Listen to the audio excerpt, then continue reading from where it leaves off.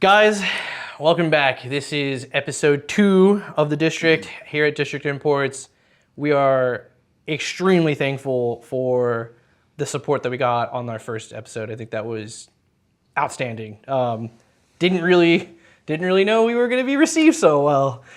Just kind of shooting from the hip on that one, but it was a lot of fun. It was a lot of fun. Of course, I'm Kawa.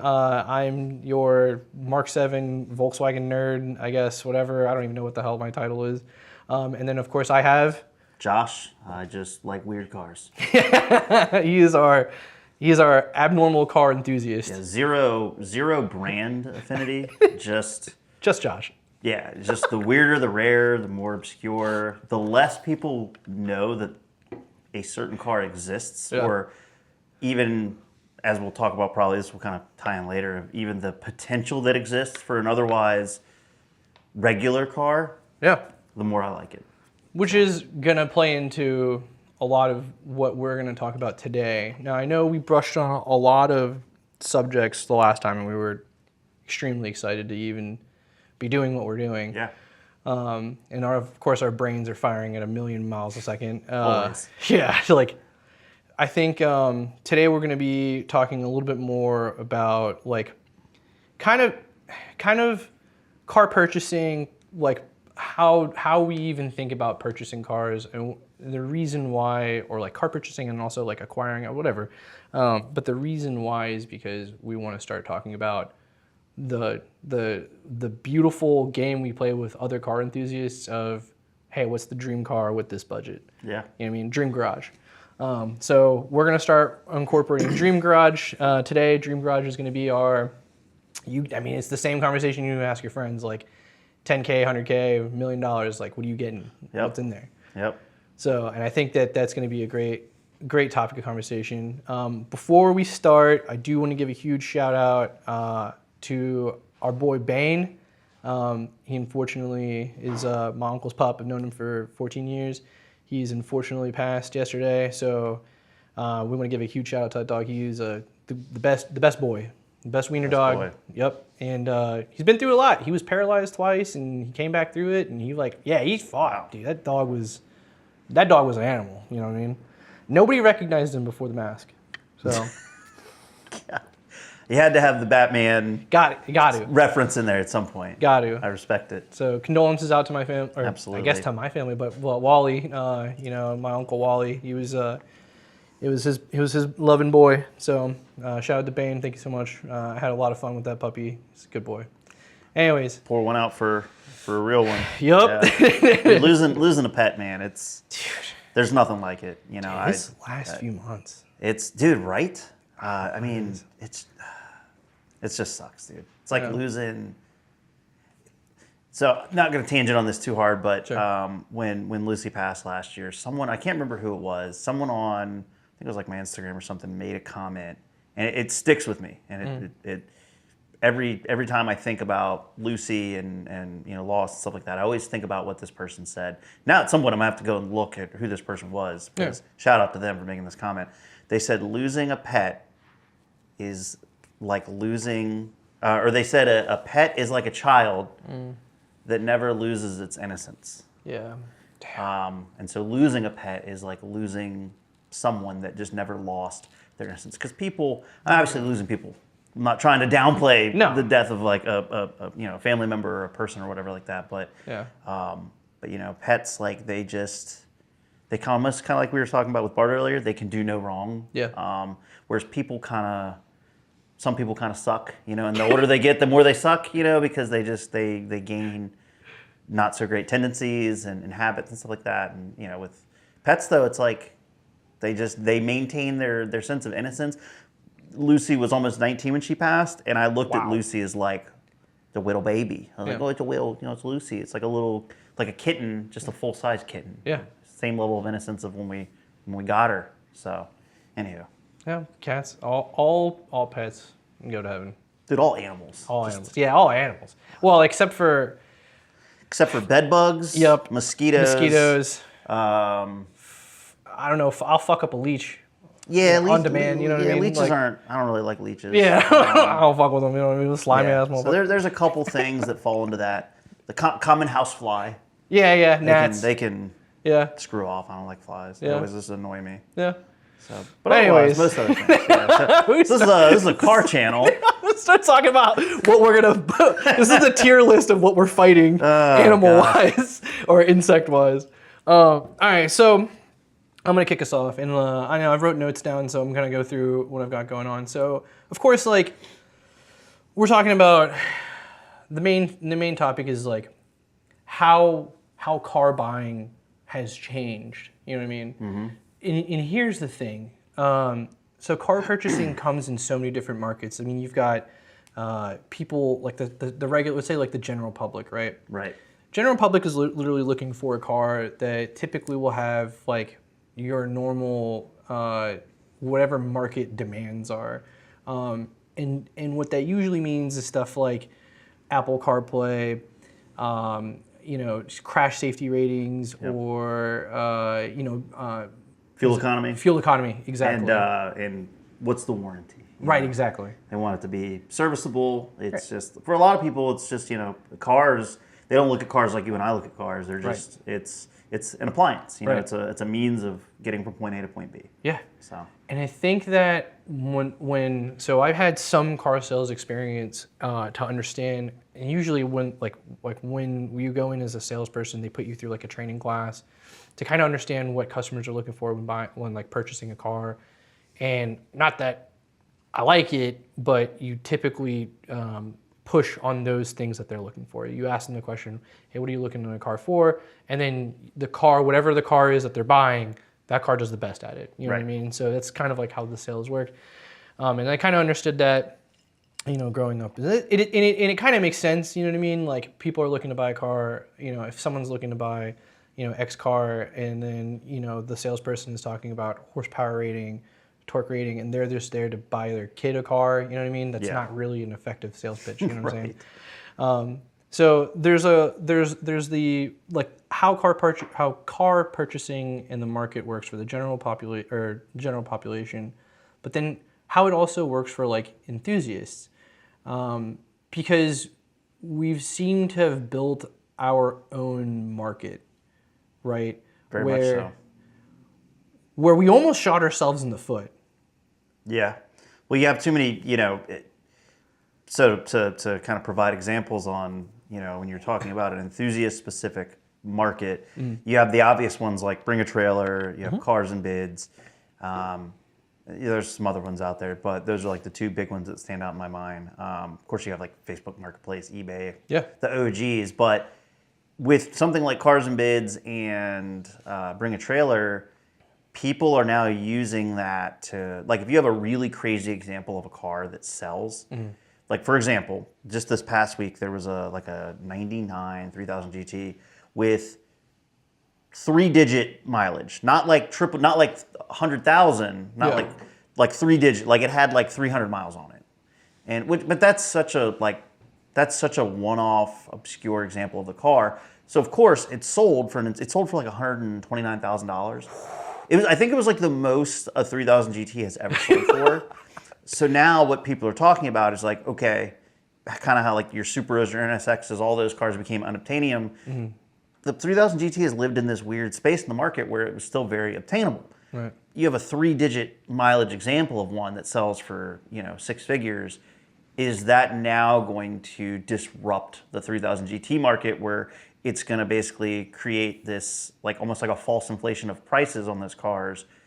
But it's like, we have to remember that that's such a unicorn example. That's not like your everyday 100,000 mile like driven 3000 GT. Right. But it creates this almost kind of like a volatile situation in the car market.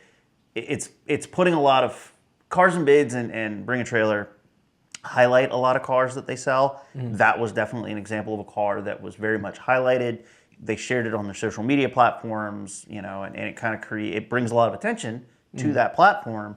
And now people that own those cars are looking at it going, well, that sold for 130. Mine doesn't have that low mileage, but could I maybe just sell mine for like 100? Yeah. The answer should be no. Yeah. Like, dude, you have a 95 3000 GT with like 150,000 miles on it, bro. That's like that's like a $15,000 car all day, and that, it's not it's not a museum quality, still has the frickin' stickers on the tires, and stuff Yeah. like that. Like, Yeah. but anyways, I think that what happens, and to tag on that, is what happens is like there is no. This is just in general for the entire economy of the United States, but there's no like buyer discipline. no, You know what I mean?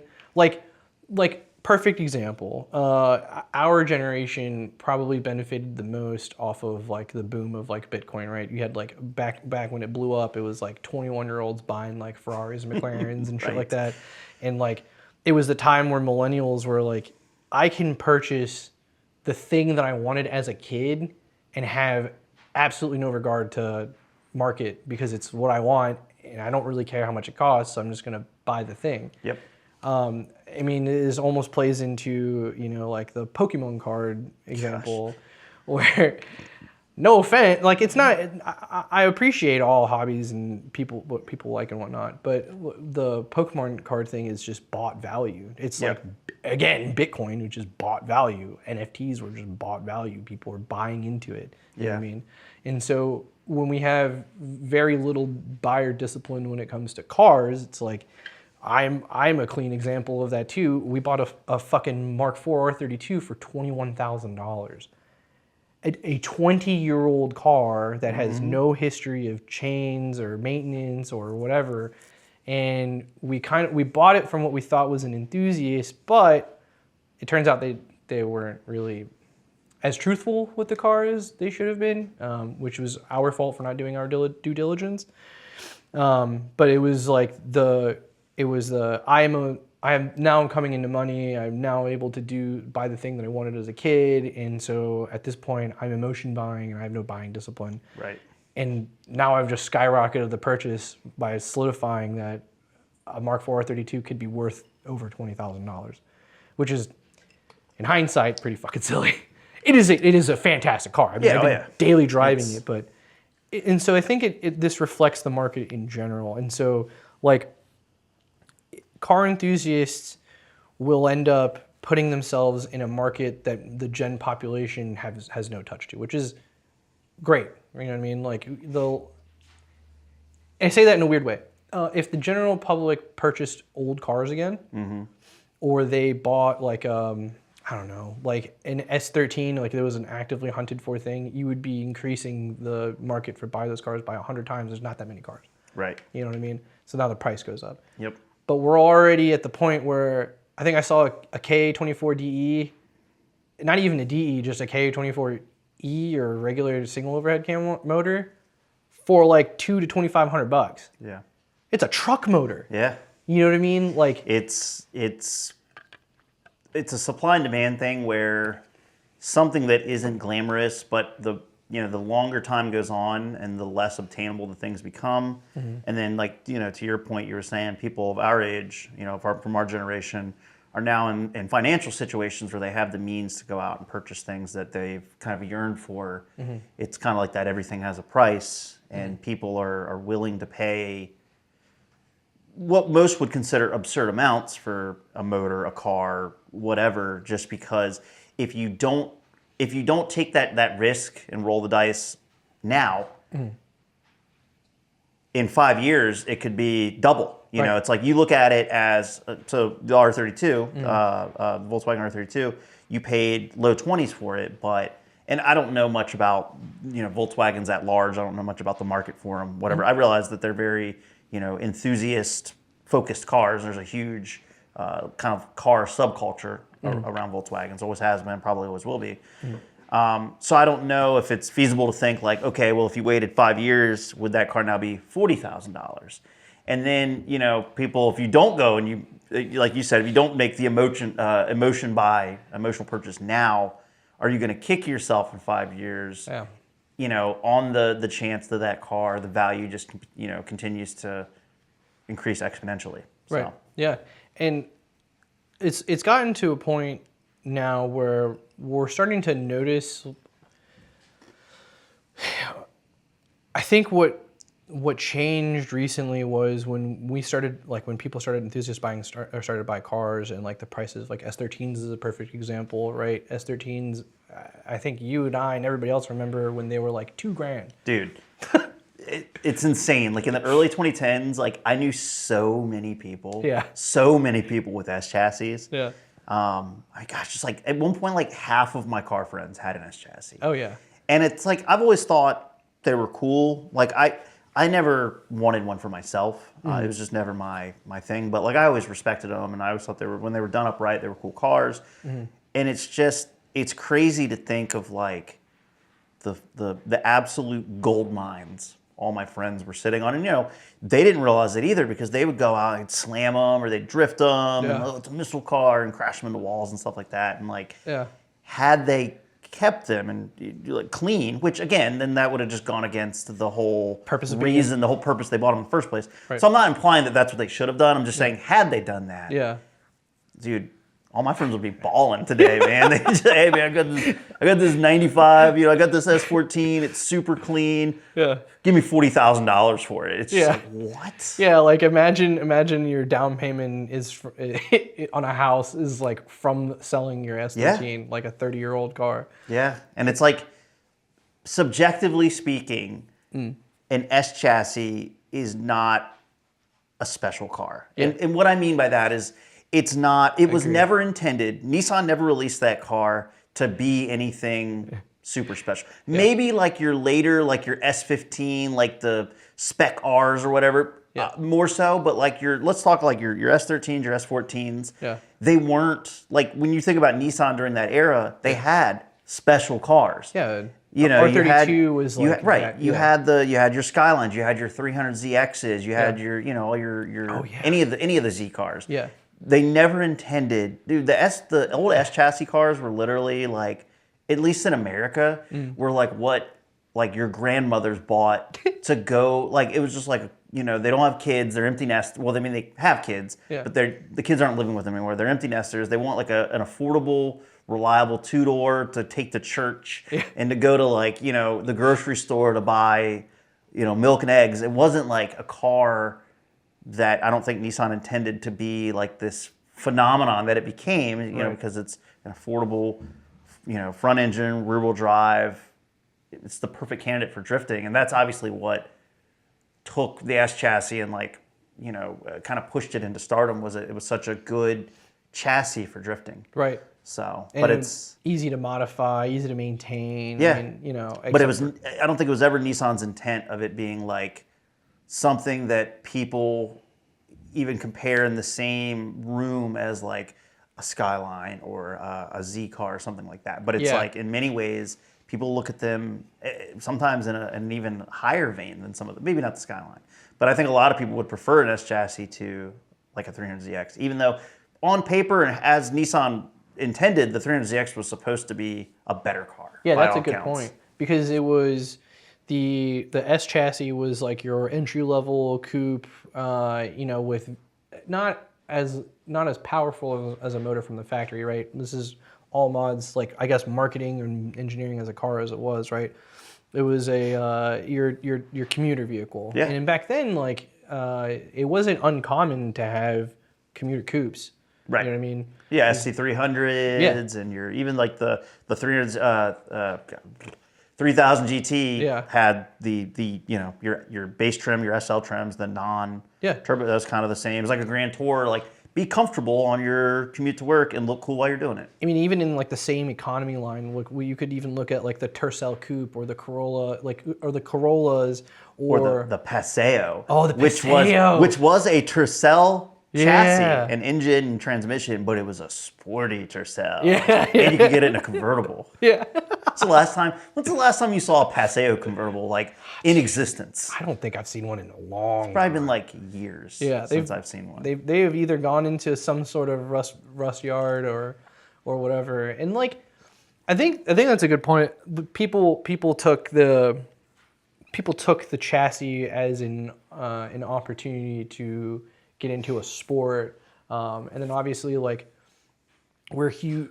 I think just the same way Japan does with the U.S. culture and we do with the the JDM culture is like we took something that was obviously exploding over there. They were just hot rodding cars too. And they were like, well, we like that shit. We're going to do that here too. And so there was already like a platform, you know what I mean? Because if you think about like the manufacturers that were building car parts in Japan were doing the same thing that like Holley and Edelbrock and whatnot were doing here. They were just building cars for cars that were easily accessible. Sure. And so they were doing the same thing, but it's easier to drift an S13 than it is to, I don't know, to get parts. We didn't even have that many parts for Mustangs. You know what I mean? Angle kits weren't even a thing. Well, and it's like, Not until recent. you think about America.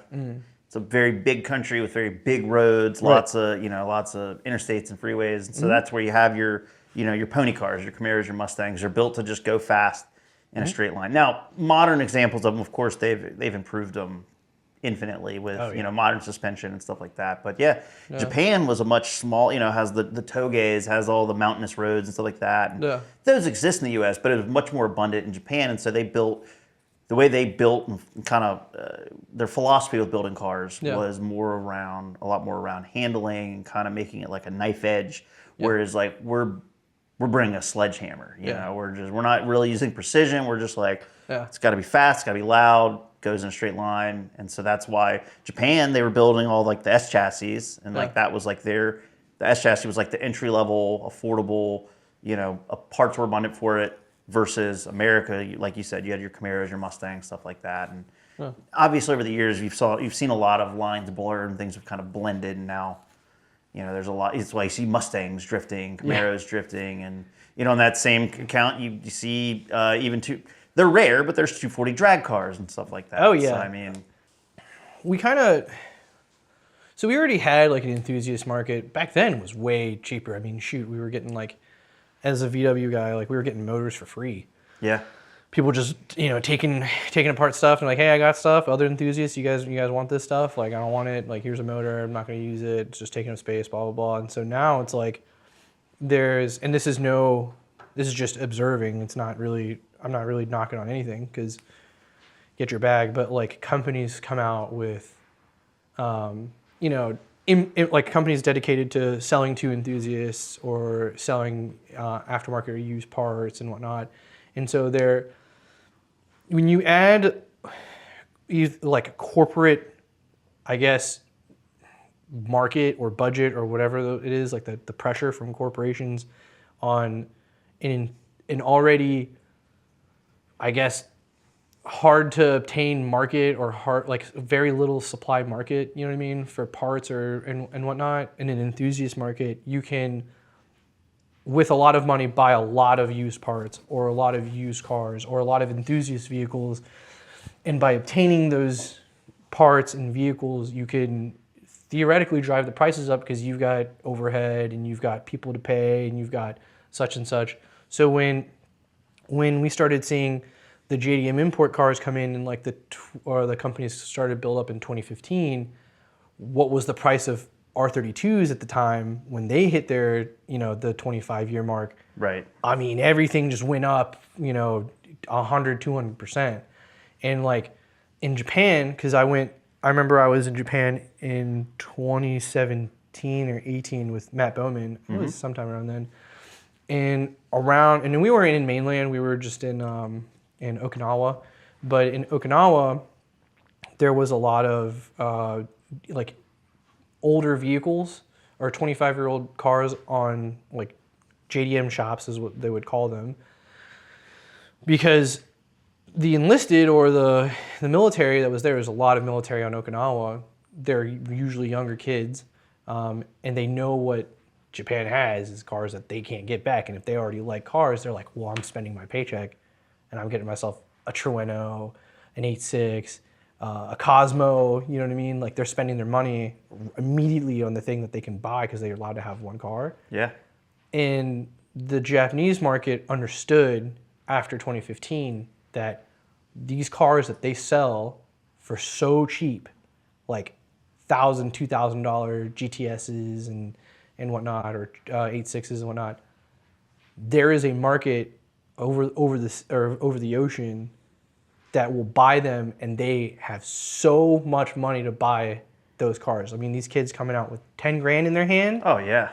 And if I was a salesperson or I started a business and I could buy a car for $1,000 and then with very little effort spend, back then the container prices were like $3 to $4 grand for I think a 40-foot, which is essentially 4 cars. Yep.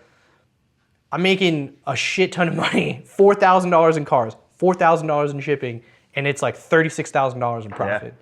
Bring back 4 cars. Keep one for yourself. Keep the nicest one, the one that you like the most for yourself. Flip the other 3. And it's like, yeah, you got a good foundation at that point when you come back. So I think what happened was the corporations and the market started to expand, and of course, like you get, if I'm doing something, I say my colleagues or peers are seeing me having a lot of fun in this hobby, and they see their other friends having fun in the hobby. It just builds more interest into like, oh, the for hobby. sure. You know what I mean? It's FOMO. Yep. It's, I know we kind of talked about this on the last episode, but, a lot of people, I'm not saying there's a right or wrong reason to get into cars. Get into cars for whatever the appeal is. But there's a lot of people, especially with, and I'm not going to tangent on this too hard because I know we had a whole bit about social media, but social media, it has definitely brought a lot more people into the car space. But it's not necessarily because people like the cars. I think people have a fear of missing out, and they see a lot of really cool, fun things happening in the car world. And that's what really brings them in, is just to kind of be a part of that. Which, again, nothing wrong with that. There's nothing wrong with wanting to just be part of a community and have a sense of community and to meet people. And I think that's one of the coolest things about cars. No. But it's, it does create the situation where it's, again, kind of less about cars and more of the not wanting to feel that sense of FOMO. Yeah. And that also kind of dictates pricing on cars, because a lot of these people coming in, they haven't been following the car market their entire lives like you and I have. So they come in, they're brand new to it, right? They found out about it because their buddies were doing it. Oh man, that looks fun. They see the cars that are cool and trending and all that. So they see an R32 Skyline for like $50,000 or whatever it is. And in their mind, they don't realize that's like an unhinged price. They don't realize like that's ridiculous. They're just like, well, R32s seem like they're well renowned. They seem cool, and like I have $50,000, so yeah, why not? Yeah. And so that's, it's not necessarily corporations, but it's just the market at large kind of taking advantage of people that have those vulnerabilities, or they have that Buyer discipline. Buyer discipline, exactly. It's a lack of knowledge, lack of understanding, and it's people kind of getting taken advantage of that are none the wiser and they don't know any better. So. Right. And there's so many ways that you can acknowledge it too. I mean, like I'm not saying like people should just stop buying shit, because I'm going to continue to buy car stuff. Oh. You know what I mean? Like Absolutely. Like I almost had to justify a $5,000 Mark II.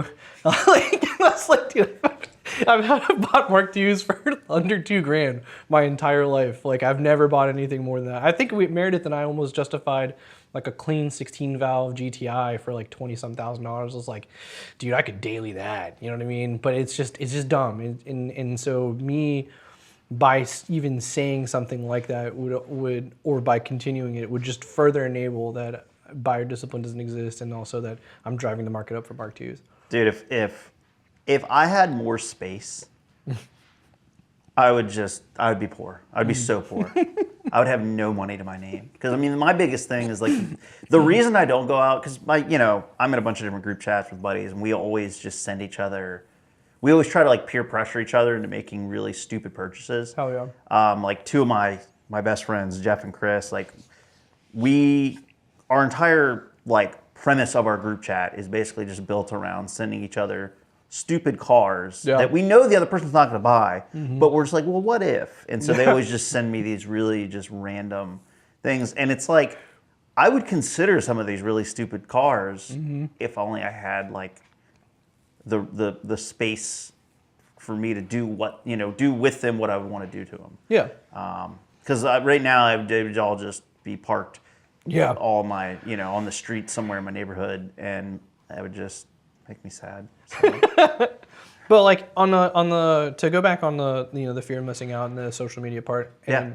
tying that in. I mean, so the younger generation is like it is susceptible and also being heavily marketed the use of like payment plans and financing for cars and car parts and whatnot. And so what's the Affirm? Affirm, Affirm. yeah. Okay, I had to. Yeah. I've never used it, but I know that Affirm got the best of hey man, a lot of people that I know. So. in a pinch, baby. Like no, I'm just kidding. I really I'm need just that not- turbo kit. Yeah, Affirm. I'm not- 58% interest. Yeah, but we're gonna have 58 pounds of boost, so it's totally worth it.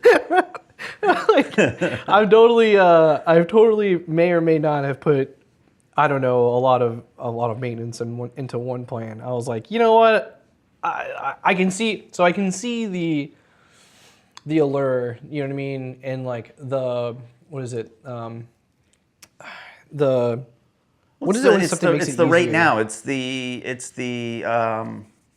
what are we trying to say? Like It's basically, instant gratification. yeah. is So how I look at it. there's that, and then like when I've had to do like the first time the Flex turbos went.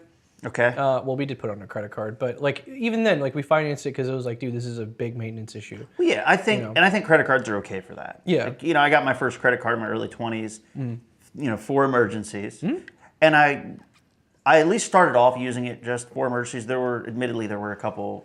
I had one too many Four Locos, and next thing I know, I'm buying like anodized titanium bits for my Miata. From Beat Rush, and I was like, I don't need any of this, but I'm feeling pretty good right now, and I got a credit card. So, but I think using a credit card, as long as you have the intention of paying it back as quickly as possible for something big like that, where it's like it kind of impacts the overall drivability of the car, I think that's Yeah. fine. I think Keep a that's okay. 10% balance on your card so that way they don't go under or they don't close out, and make sure you have a little bit of a balance in there Yeah. so that way you have that extended, what is it called, credit limit, and they don't close on themselves. That's some Kawa tips right there, because your boy's learning some shit about credit these days, trying to buy Dude, a damn house. I mean, there's a lot of really good like tips and tricks for building credit. So. Yeah, it's not financial advice. I'm not held liable. This is just my opinion. Anyways, so I think like what it is like that whole fear of missing out and trying to get into like the car community and whatnot. Like it's so enticing to see a whole bunch of people, especially the younger generation, wanting to keep the car culture going. Like that makes me really happy. You know what I mean? Because I don't want it to be lost or forgotten, because we're in love with like machinery. You know what I mean? And it's in it being machinery, it's also its own form of art. And so very much so. we can't let it die, and we want to appreciate these things for the right thing. And I think what happens is, you're right, people just don't want to not be there for events, and they assume that, because their car has to be built or look a certain way, Because that's what the internet tells them. Right. It Right. establishes their image and establishes who they are. Like now I have something tied directly to my personality or my self-worth or my value or whatever. And so what that does is that makes this buyer discipline conversation like completely thrown out the window. It's like, dude, say I make $25 an hour. I'm still living with like my parents, which is decent money. I think. I don't know what good money is anymore, because I think the dollar just dropped. Well, like 10%. we live in Northern Virginia, Yeah, so yeah. here it's very, Yeah.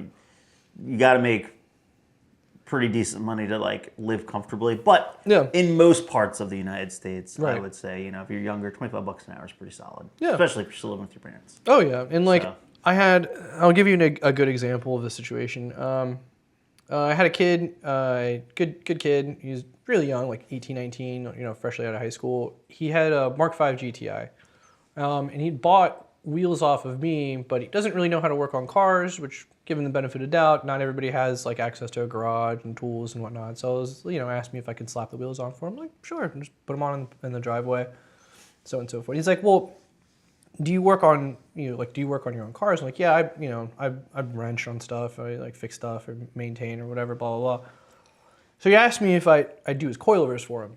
I'm like, sure, it'll take me some time. Stock suspension, if anybody knows anything about Marks or Mark 4 or 5 and up is that the front, if it's still on the OEM suspension, is a fucking pain. You gotta split the hub, to pull the strut off, and usually seized in there. You gotta take the passenger side axle out because there's not enough room to knock the strut down. So it's a pain. It's like a 5, 6, 7 hour job, respectfully. But while we're having this conversation, and he brings the car over so we get his coilovers done, and I was like, yeah, this is easy. I've done this a million times. I'm like paying attention to some of the things that are important on his car that haven't been done yet. Like maintenance items, basically. Yes. Trans is slipping. That's a DSG. Oof. This is rough. Mark 5s had DSGs? Yeah. They go back that far. For some reason in my mind, I thought DSGs were like way... I've never had a car with a DSG. They're great. I love them. I'm gonna ruffle some feathers. Yeah. And I don't know if this is all DSGs, but I know a lot of like Volkswagens and Audis with like a full exhaust in the DSG. It sounds like a wet fart between shifts. And I know that it's because it's like holding the RPMs up, and I don't know the whole science behind it, but Yeah. it sounds like a wet fart between shifts. Yeah, It just bothers me to no end, and I will die on that hill, and I know if I, because I know it's like, oh, it shifts so much faster, and it's so much better, and I'm like, Yeah. but it sounds like a wet fart. Yeah. You know, so. What happens is the ECU tells the transmission, the TCM or whatever the transmission essentially, Yeah. that hey, I'm in between gears. Don't apply any power. But since your foot's already down on the pedal, right, and everything is controlled electronically, anyways, what happens is that the ECU tells the transmission the transmission tells the ECU that we're shifting gears, and it cuts ignition, but we're already spinning fast. Right. So what happens is the fuel, it cuts ignition, but the fuel still comes out. The fuel goes, down into the exhaust, and then that burble noise is fuel being burnt up into the exhaust because there's just so much of it that came out. I think. So It's the science. Wet farts. the science. I just hear it and I'm like, that sounds terrible. But I'm also that guy. So I'm tangenting really quick. My truck has the 6-speed auto, right? Yeah. And a lot of people, the modern F-150s have a 10-speed. Yeah. And by all accounts, the 10-speed is better. Yeah. It's smoother, it shifts faster, it's whatever. Maybe it can hold more power, I don't know. But I like the 6-speed because I think, especially my truck being relatively loud, I don't like when I hear a newer F-150 with an exhaust. I don't like how many times it has to shift, Yeah. how many times it has to downshift. Yeah. It sounds stupid to me. Yeah. Now, is it better? Does it get better fuel economy? Yes. Yeah. But I'm like, well, I don't really care about that. Yeah. I like the long 6-speed. gear. I like the longer gears. Yeah. To me, it just sounds. It's like in many ways, I look at my truck as almost like a two-door Mustang, and you get a Mustang with a manual because you can't get my truck with a manual, but you can get a Mustang with a 6-speed manual. Yeah. So from afar, it almost kind of sounds like a Mustang. The way it's going through the gears and downshifting. I like the 6-speed. Yeah. And so that's kind of my comparison of like, is a DSG way better than the alternative? Probably. Yeah. But I think it sounds like a wet fart. I think a 10-speed F-150 with full exhaust, I think it sounds like it's upshifting and downshifting way so too many much, times. yeah. And I don't like that, and I'm very particular about those things. The actual, and this is just useless information, the first DSG actually came out, I believe it was the Mark IV R32 in Europe. Oh, no shit. So it's been around for that long. Yep. And so they figured that, dual, basically two manual transmissions, you take, say you have gears 1, 3, and 5 on one input shaft, and then you put 2, 4, and 6 on the other. And if you had them spin on either side and had two clutches, and each clutch goes from the engine to the transmission, you could rotate that one gear, but keep this one prepared and then swap it between them, and then you can flip between the input shafts. So they put it on the R32, which is like the rarest Mark IV R32 that you can get is a DSG.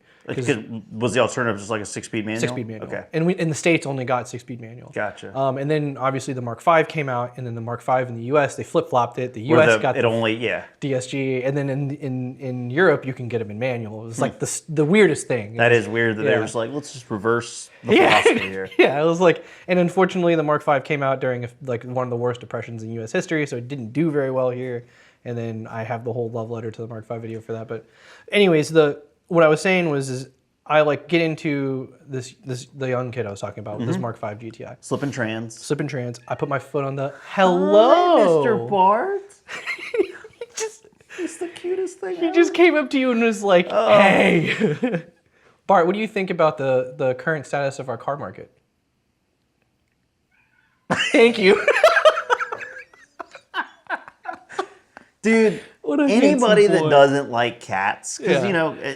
God, we're tangenting so hard. I know. Anybody that doesn't like cats has know. just never met. It's my philosophy that if you don't like cats, you've never met the right cats. Yeah. Like, Bart is such a character. He's got such a good, like, disposition and demeanor and personality. Like, Yeah. he's just... Anyways, To those back listening, he's hopped up on my lap and I'm giving him rubs. So jealous. he's such a good boy. So I think what it is, his trans started to slip. I was like, hey, do you remember the last time that you maintained the transmission? He's like, I honestly don't know. I'm like, okay, and then like I'll put my I just foot. wanted to be sick, nasty, low. Yeah, exactly. Well, okay, so and then I put my foot on the brakes, and the brakes there's air in it. It sounds bad. I'm like, dude, what happened? He's like, well, I had to change the caliper, and I didn't bleed the brakes. I'm like, dog, why did you put money on coilovers? Right. What are we doing? Like, you have to drive this vehicle to get from point A to point B safely. And I think that's very much an age thing too. Yeah. Because I think about like, teenage and 20s Josh, and Yeah. I probably was guilty of doing that. Whereas like with the 3000 GT, when I bought it in 2019, I had learned enough to know, let's address any and all maintenance items before we do the fun stuff. Yeah. But I mean, I get like if you're trying to just jump into being into cars and you want your car to look cool and everything. A lot of the younger kids, they're not really thinking about the maintenance and stuff like that. So it's good that he came to you and you could I was like, dude, you got to get this done. Yeah. And so I think that was the conversation I had. I was like, dude, like I don't feel comfortable, putting coilovers on your car when we still have. You can't brake. It's not the transmission's not running right. Like, you know what I mean? Like the money that you're spending could be spent on something that keep this car lasting longer Safe. and safe. Of course, that's like the priority. Yeah. Because apparently he like drove his girlfriend around too, and so I'm like, dude, that's like, what are you doing? Like, Hop in, babe, in my super sketchy car. yeah. Go to Chipotle and rear end somebody on the way there. So anyway, I did his coilovers. so It was dirt nasty low, and then I heard him pull out of the neighborhood and crash. like legit, I'm like, hey man, like I did this. If you give me like more time, I can bleed the brakes and like I've never maintained a DSG, so I'm sure it's not hard to do like fluids and whatnot. But long story short, I was like, hey, if you give me some time, I can get the brakes done. And he was like, yeah, I gotta take it home. We got. I gotta get to school, and I'm like, all right, cool, but like, I'm letting you know right now, this is not a good thing. Like, you should not be driving. Did you stay in contact with him and like, did he come hit me back? up. Yeah. I was gonna say, did he take you up on doing the brakes at a later time at least? Not yet. So like we talked, he hit me up the other week, I think not too long ago, about getting some more work done, and so now I'm just like helping him, build his car. I haven't heard from him for a couple months, but he did tell me when he got home that he was okay and whatnot. That's good. And so, but it's like when I was doing his coilovers, I'm like sending him a picture because I'm on QuickJack, so it's easy to lift, raise, and lower the car, so I can tell how low the car is really easily. So I'm like, hey man, like how low do you want? He's like, looks at the picture. It's like 2-finger gap. You know what I mean? He's like, lower. I'm like, okay. Did So you I'm do this in spinning your the garage? yeah. Because your entrance is. Yeah. So he's like, go lower. And I was like, all right. I'm like, any lower than this, I have to pull the purchase out the rear, and there's no adjustment when I take the purchase out, because once that's out, it's not coilovers anymore. It's just a small spring. He's like, go lower. And I'm like, okay. So he's like, Gosh. tucking 19s, like, Yeah. like super low. And the worst part about everything is I told him not to do this, but he bought max speeding eBay. Oh no. Yeah. I told him at the minimum, dude, save your money. Please just buy Ultimos at the minimum. Yeah. Raceline Ultimos. Yeah. Because they're at least, they have some sort of like Hi. presence in the U.S. with like warranty and maintenance or warranty. Hi. And so, he's so cute. And like, I think it goes into like another kind of tangent. It's like, you don't have to buy like the cheapest coilover you can save money for them. I know it takes a lot longer. You don't have to slam your car. Right. It's hard. I did the same thing when I was a kid. I bought Raceland Ultimos. I like saved money to get like the cheapest set of coilovers that were decent enough to run on because I didn't want to die. And they didn't do bad. They went really low, but like doing those mods only taught me that I needed to look out for maintenance Yeah. because I was like, I'm running into issues and I'm like, shit, now I got to pay attention to this. And I'm researching on so why this ignition coil pack is doing this on the 2-liter Mark IV, or why is it one piece? Why does it misfire when it's raining?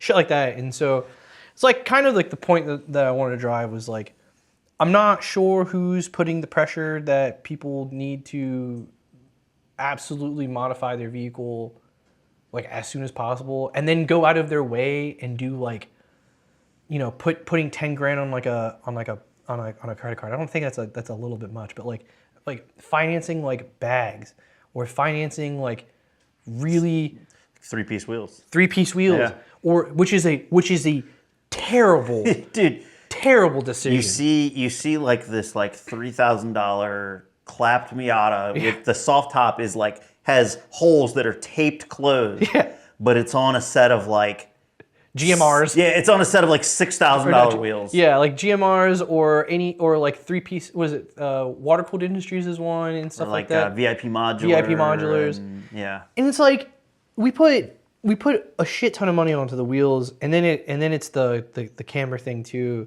And imagine a kid who wants to just be a part of this culture, and they have their only car, and they're dumping all this money into this car that now it can't even drive from point A to point B, you know, effectively, because now it's got half an inch of contact patch, and then it's like, and then what happens to the car afterwards is like the same cycle. And then the car gets parted or gutted and sold, and then the kid's in fucking debt. Yep. And now he can't even afford to get Another car. another car. You know what I mean? And it's like, dude, what are we hyping up so much about this like part of car culture where we're missing out something? What are we missing out on? Right. You know what I mean? Like, I haven't been to, you know, Gatlinburg and whatnot, and I've been to Ocean City was a huge thing for me, but I was just there because the homies were there. I originally was for cars, and then it changed. Well, you at least are a Volkswagen guy. Because, I mean, H2O, by all accounts, originally was a Volkswagen Audi thing. Right. So then, like, now this, like, buyer discipline comes in, and it's like, all right, this kid's just dumped shit tons of money on this car. People get buyer's remorse all the time. Like, I did all this stuff. I have to have somebody acknowledge that this wasn't a big mistake. So then you have a parking lot full of financed parts. You know what I mean? And financed parts on financed cars. Yeah, it's like It's insane. And they're all reassuring each other that they did the right thing because there's a community built behind like the super stancy high wheels aesthetic shit, whatever, which is all fine. It's all fine and dandy. You know what I mean? But now they're all reassuring themselves that they did the right thing because they just financially fucked themselves for the next 3 to 5 years on something that it's hard to maintain. You know what I think? This is my hot take. You know what I think the poster child car is for people that it at least for Northern Virginia. I can't say that this is maybe the case everywhere, but going to a lot of cars and coffees and stuff like that, seeing a very younger audience owning these cars, and I'm like, there's no way. I mean, maybe there is a way these dudes just have like super kick-ass jobs at like 23 years old or something. Who knows? Who am I to judge or say otherwise? But I'm gonna assume that a lot of these younger guys are just in crippling amounts of debt between the car and the parts putting in the cars. Poster child of financing a car and then financing a bunch of stuff on the car. F80 M3. Wow. F80 M3. Bingo. So many people have them. They're not cheap. Parts for them are not cheap. But you go to Cars and Coffee and you see how many of them there are and you see how young the people are that are driving them. Yeah. I'm like, I just have to assume that they're either doing way better at life than I was when I was in my 20s. Yeah. And if they are, more power to them. Get your bag, keep killing it. Yeah. But I'm going to say that that's probably not the case. I'm going to say a lot of these dudes have like, you know, $1,000 car payments and are using a firm to buy these, you know, the BBS, you know, E88s and stuff like that. Yeah. I mean, it's all cool car, cool parts, but I'm like, how are you affording that? You're probably just putting yourself in insane amounts of debt because the internet tells you that the F80 M3 is this like cool hot car to own. And, Right. and again, they're good cars. I'm not saying they're not, but Yeah. that to me, when we're talking about this, that is the car that resonates in my mind above all. And that is the perfect example of lending institutions Yep. and Carvana and all of these companies or dealerships and whatnot that will highly like or finance these cars to people with very limited credit or discipline or whatever, and basically putting them or giving them the incentive of, hey, you can own this. You know what I mean? Like you can have this F80 M3. This is what your monthly payment's going to look like. Don't worry about the actual value or what the cost is or Right. what the interest is going to overcost you in this, you know, period of time.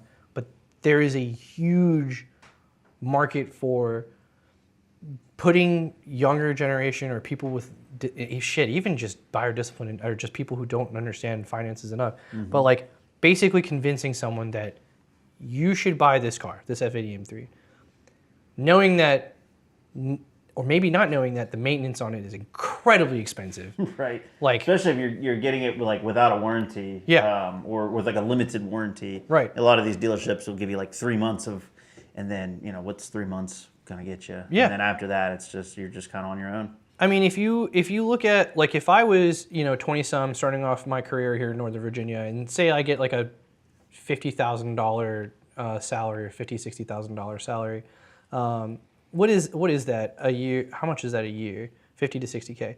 That's hourly is around $25.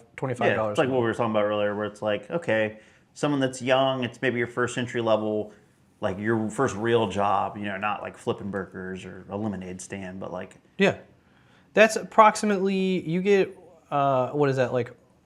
Shit, am I even doing this? It's like $3,000 a month almost. well, before taxes, yeah. Yeah. So if you were to do, like, if you were to have no other financial responsibilities and you made like $2,000 to $3,000 a month, if the assumption is that your car payment should be remotely close to 50% of your income, then we are not training these kids. It's insane to me. Yeah. And I would say I'm a rarity in that.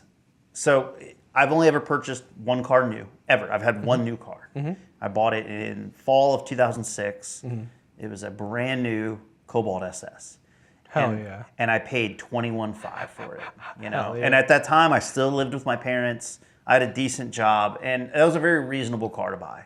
Yeah. But when I say I'm a rarity, I was literally just talking about this, I think yesterday, with a couple buddies of mine, because my buddy Brad is looking at buying a Lamborghini right now. Okay. Awesome. Hell yeah. I mean, he's killing it. He has his own company, and he's starting to look at like Gallardos and Huracans and stuff. Awesome. Yeah.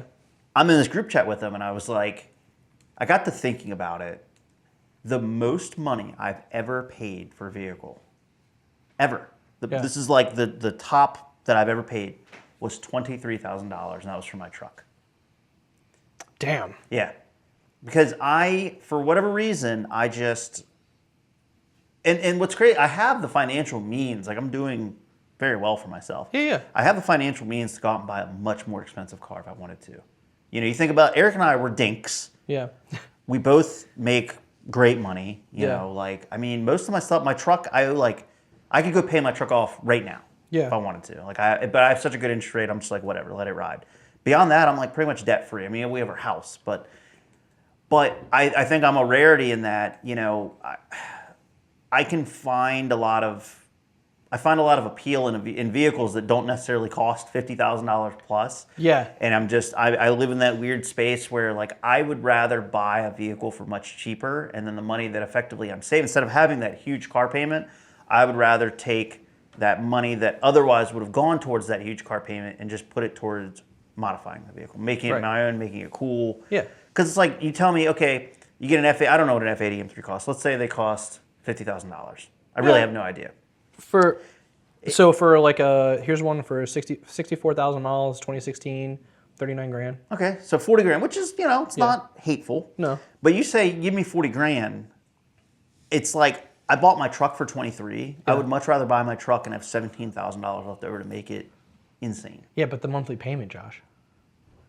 Think about that. Well, yeah. I mean, but Imagine I make 50. We were saying like 20 bucks an hour. Yeah. If we worked full time and you had no other responsibilities, that's like 15 to 2 grand biweekly. Oh, that shirt looks tight. That does look really good. Yo. It also works that Nick's car has Yeah. the same colorway as your DI? logo. Yeah, I and so know. it Sidebar. So for those listening, Meredith is giving us a little sneak peek. Why don't you bring this here into the camera? Really I'm quick? gonna make a post about it. Oh, she Yeah. doesn't want to. don't steal her glory. Fine. Her dubs with the lake.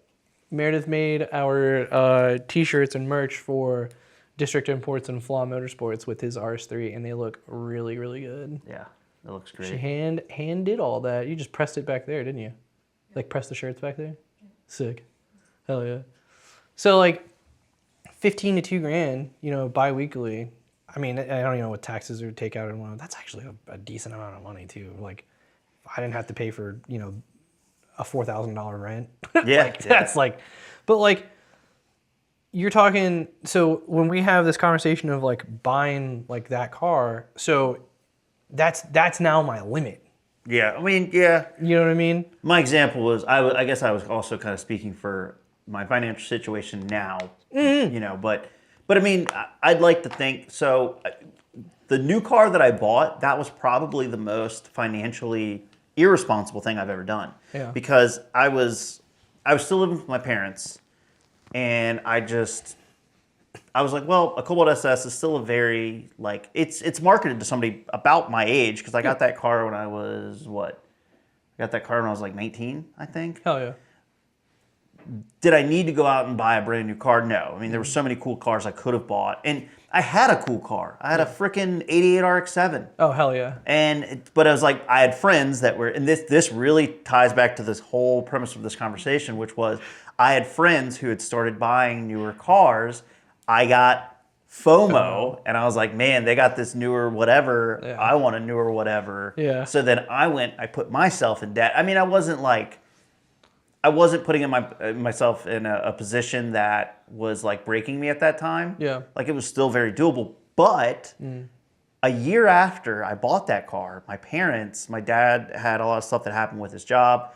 And long story short, they ended up picking up shop and sold the house that we were living in Virginia. They moved to South Carolina. Oh yeah. Of course, they extended an olive branch. They wanted me to come with them. I was stupid. I stayed. I was like, oh, I have a girlfriend, whatever. Yeah. And I stayed. I'm glad that I did because, I mean, Virginia's been good to me, and I've made a lot of really, great friends like yourself. Hell yeah. But I now was in this predicament. I was in this situation where I kind of almost had bit off more than I could chew because they moved, and I had to go find somewhere to live, and get an apartment and everything like that, and enter, now I'm like 2021 and enter, Josh making like $15 an hour with balancing a car payment, balancing rent. I mean, I had 2 roommates, so we split it. Yeah. And things were sucked. tight. Yeah. Things were tight, and that's when I also got the credit card. Yeah. And there, and then you kind of get on that slippery slope. Yeah.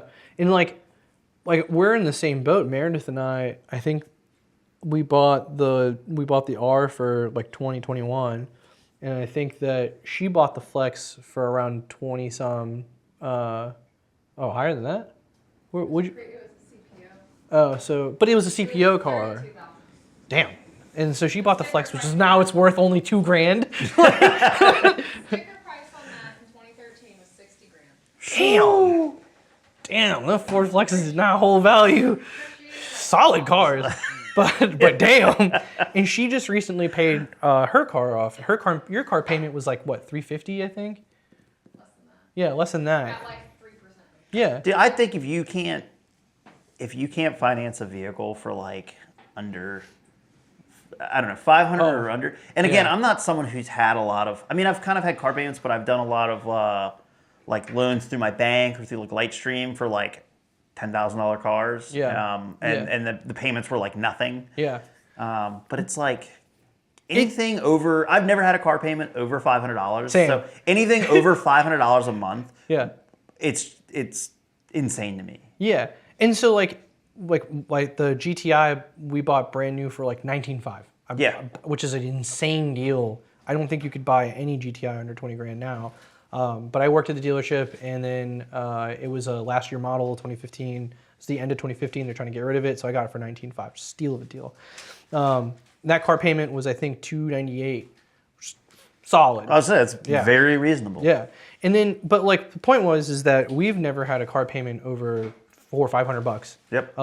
And like now, like of course we have responsibility, a financial responsibility to like this house and like bills and Lydia and so on and so forth. But like we could, in theory, afford an F80, G80, have like a $1,000 car note. Oh yeah. And it'd be no problem. But how much am I sacrificing at that Right. point? Right. You know what I mean? Are you gonna be that much happier in your life? You know, Fuck no. Right. Dude. Like because I would say I could go out and buy the I can- Vanos bill dude. Yeah, it's like for any M3. oh god, yeah. fuck, dude. It's gonna cripple you.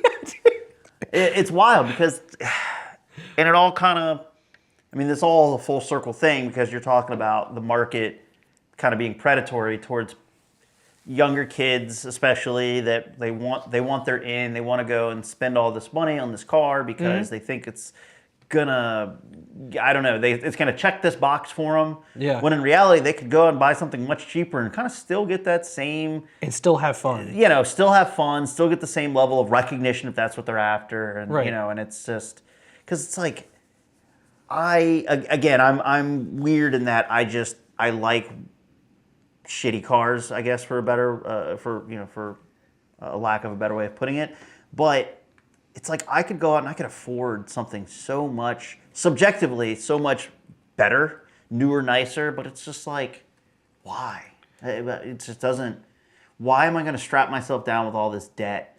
Is it really going to make me, that much happier? For me specifically, no, absolutely not. I'd Right. rather give me a bunch of shitty old cars and I'll make them cool, in their own right. But I don't know, man. Here's don't get it. there's the math that I have, and obviously this is hindsight, being Yeah, 2020. yeah.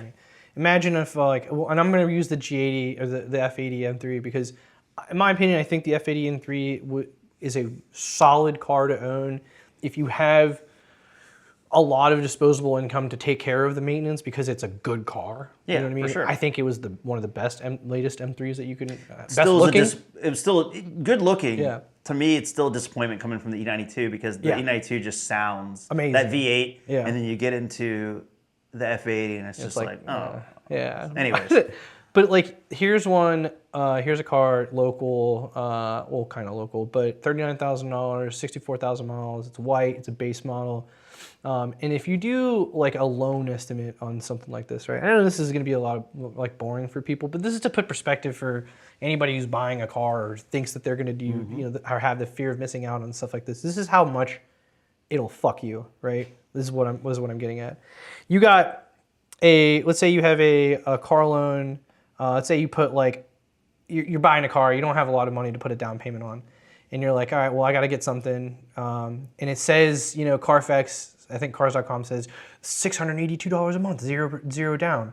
Not true, because then you have to calculate interest rate and, other shit. Also, what's the term of the loan? I just click on Taxes, tags. taxes, tags. I just looked at the asterisks because there's always that asterisk.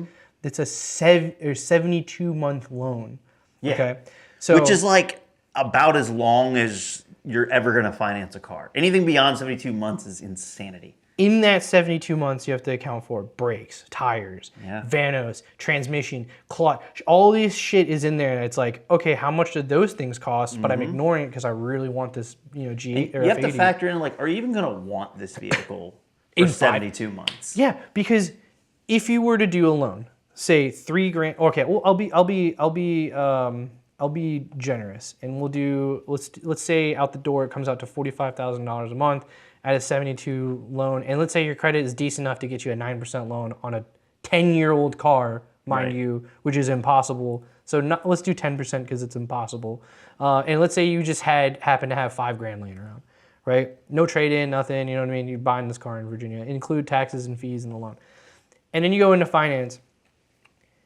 It is $45,000 roughly for the entire car loan at this point, plus taxes and tags, which is another $2,000. So it's like $47,000 for the whole car.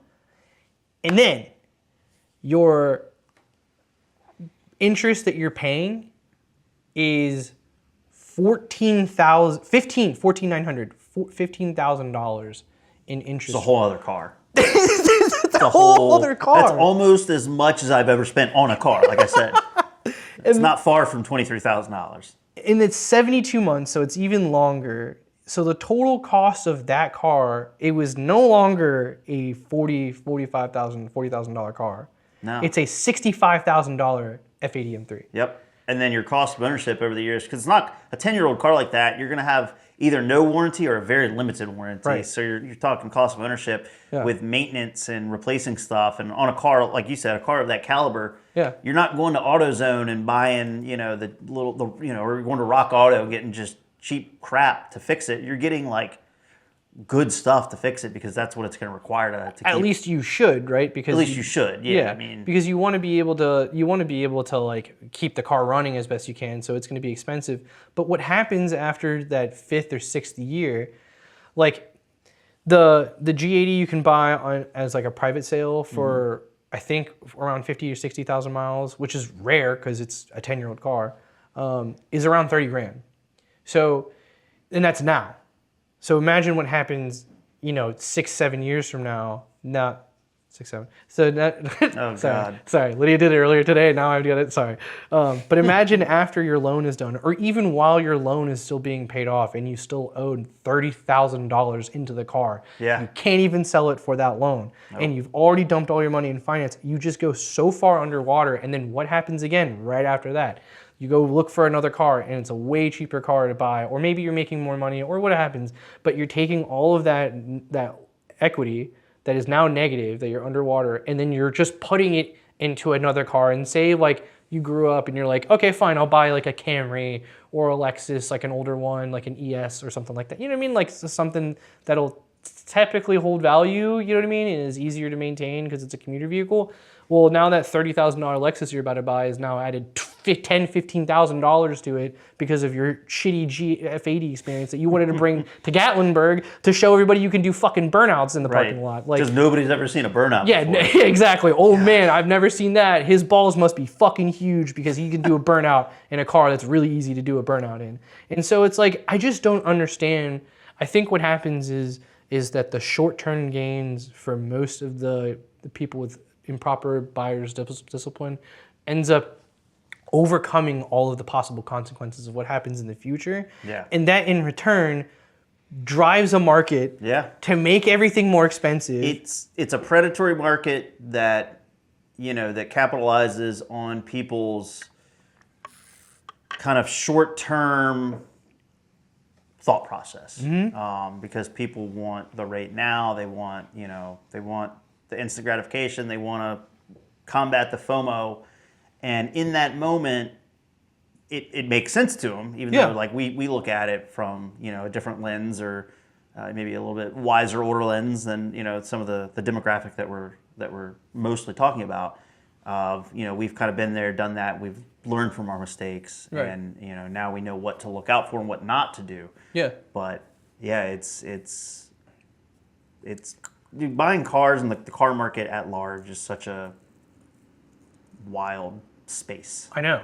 And like, we are fortunate enough we live like above the median household average for salary and whatnot with our current lifestyle. And we Meredith and I we've had a lot of conversations just selling all the shit boxes and just buying, stuff that's reliable. But like, we're just, I know, right? What's the fun in that? Never mind. Yeah, we've never thought about that. I don't think we've ever had that conversation. No, Like, don't get me wrong. I've 100% thought about that. Like with but it's not worth it. yeah, it's like dude, I'm gonna It's get not going to a bring loan. me any like joy to my life. Yeah, exactly. Like I don't want to become an NPC. Right, exactly. Like I'm afraid of that actually. I'm afraid of just not or having to just have like a repetitive routine every single Yeah. day and like wake up and It's that movie with Jim Carrey, The Truman Show. Yeah, The Truman I don't Show. want to be the star of The Truman Show. Yeah. Like I want, I don't want to just be this like mundane. I'm always gonna have, even as a daily, I'm always gonna have something cool yeah, that's not breaking the bank. right. That makes it so that I'm not an NPC. Yeah. So And I think the issue is like, and this kind of goes back into what we were talking about. The problem becomes is like these companies know that these kids are gonna want to do or spend their money. oh, for sure. And the reason, and I'm not saying this just because it's like my gut feeling. So I wrote some notes down. So like auto loan debt is in the trillions. It's 1.6 trillion in 2025. We are currently the US is in the highest market, or what is it? The highest delinquency rate. 2022, 21 era was like the best time to get a loan. Yeah. Well, yeah. And what happened was it was also a rough time for this is gonna sound really insensitive, but it's like how like credit or loans categorize, I guess, your credit score of super prime, prime, and subprime and stuff Yep. like that. So like subprime borrowers are under 600 and whatnot. So like there is a business model developed around subprime lending. Oh yeah, of course. I buy here, pay here. So we didn't do financing when my dad and I had a dealership because we didn't believe in it. We were like, if people want to buy a car, they got to buy a car. They should buy it in cash. And it's not virtue signaling or whatever. It's more like I don't feel comfortable loaning somebody a car and then like or giving somebody a car in a loan and then have to be responsible for repoing the car, because that's like someone's livelihood and Yeah. they have their reasons as to why they can't make a car payment, and I'm not going to go through and do a repo. So when we sold cars in 2012, 2013, it was like one of the things we didn't do is like we're doing cash, and we sold really cheap cars, under 5K. And so subprime lending, or what buy here pay here does, is the market that I learned through my dad and talking to the vendors and whatnot that we went through, like CarMax, and because they advertise for you, cars.com and whatnot. And what they do is they say that they buy a car from auction, grand, less. Perfect example, 1999 Toyota Corolla, you buy an auction with 150,000 miles is like $1,000 to $1,500, $2,000 back in those days. You would sell the car for $4,000 or $5,000 after you put, I don't know, $500 to $1,000 the most into it, which is usually fluids, spark plugs, simple stuff, and then detailing the car, which typically was like $200 at the time to have somebody detail it for you, unless you did it yourself. And so what they would do is they sell the car for $4,500 to $5,000, but then they put in the stipulations: if you don't have this cash, we don't do credit here. Like if you give us, $300 or $400 a month for 5 or 6 years or whatever, make up some random car loan, you can have the car. They didn't know that the loan was like 35%. Right. You know what I mean? Because it's a $300 car note. Oh, I can make $300 a month. They couldn't. So they would immediately take either they would try to get a down payment of the car that was at least more than what the car cost. So if they bought it for $1,000, they'd get a down payment of $1,000. So that way there's less risk for the dealership or the buy here, pay here, and then have an absurd payment for the value of the car for an extended period of time. And they would be making money like almost up to like $9,000 on the car, but it was only worth to them $1,500. But they can do that because people who don't have the financial literacy dig themselves into this hole and they don't have an escape. And so unfortunately for them, they get, hawked by subprime lenders. And subprime lenders know that they can have this grip on these people that are unfortunate enough to go through this process and then extort them for fucking money. You're literally extorting the poor for more money. Was your dealership primarily Shitboxes. Nissan Altimas? Yes. The whole time you're describing this, I literally just think of a Nissan Altima with all of its hubcaps missing. Yeah. And it's just like it's got just this like random dent on the quarter panel. And like the front left fender is like the car's silver, but the front left fender is mysteriously a slightly different shade of silver. Yeah. Yeah. Yeah, that the whole time that's all I could think of. That was the picture you were painting for It me. was old Tauruses. It was the Camrys sold the best, dude. The Camrys were hard to keep on the lot. Rangers, we sold a lot of Early Rangers. 2000s like Malibus. Yeah. Chevy Malibus. Cars that just nobody wanted. This was a shop in Fredericksburg, so it was like Okay. it was like southern enough to not have like.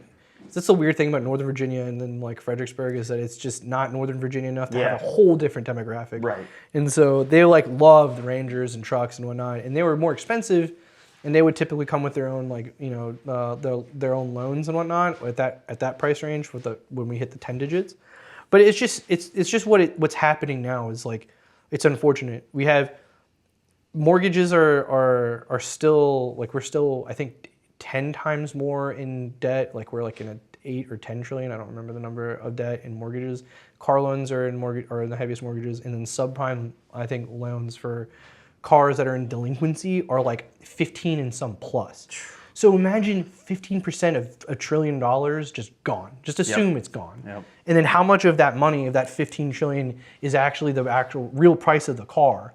You know what I'm saying? We're talking about like half of that is actually a value of a car. Right. And so you're like, it's the rest of that money is just fake. So we're like, where the hell is all of this inflation and shit coming from? Well, it's like literally the exact. It's coming from buyer discipline, fear of missing out, marketing to kids on putting them into extreme amounts of debt early, and then the people that are benefiting from this are literally taking the gap between the higher level, or I guess the higher income, lower income, or higher middle class or whatever, and then just fucking separating it. And the further you do that, the more you can put subprime lender or subprime buyers and whatnot into this hole of like eternal regression because they can never.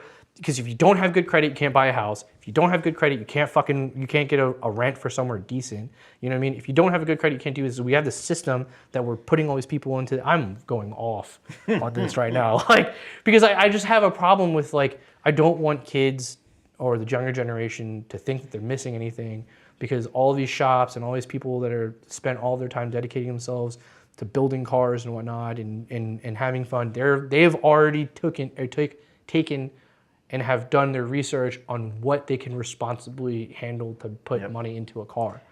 Dude, which is why Eastern Motors is when they watch this, if they're watching this, they're just gonna be sitting there doing the Arthur clench. Yeah, just they're on to us. We gotta find something else. I don't know, sell Dude, drugs. I remember I used to, Eastern Motors used to have all the commercials. I don't have live TV. Actually, that's a lie. Eric and I have live TV for like another week. We get YouTube TV just to watch the NFL stuff. Nice. That's basically over now. So Yeah. but no, I remember I used to see all the commercials for Eastern Motors, and they would have like nice cars. Yeah. Like they would go out and like cherry pick. I mean, they would have a bunch of crap too. Yeah. It would be like 95% crap.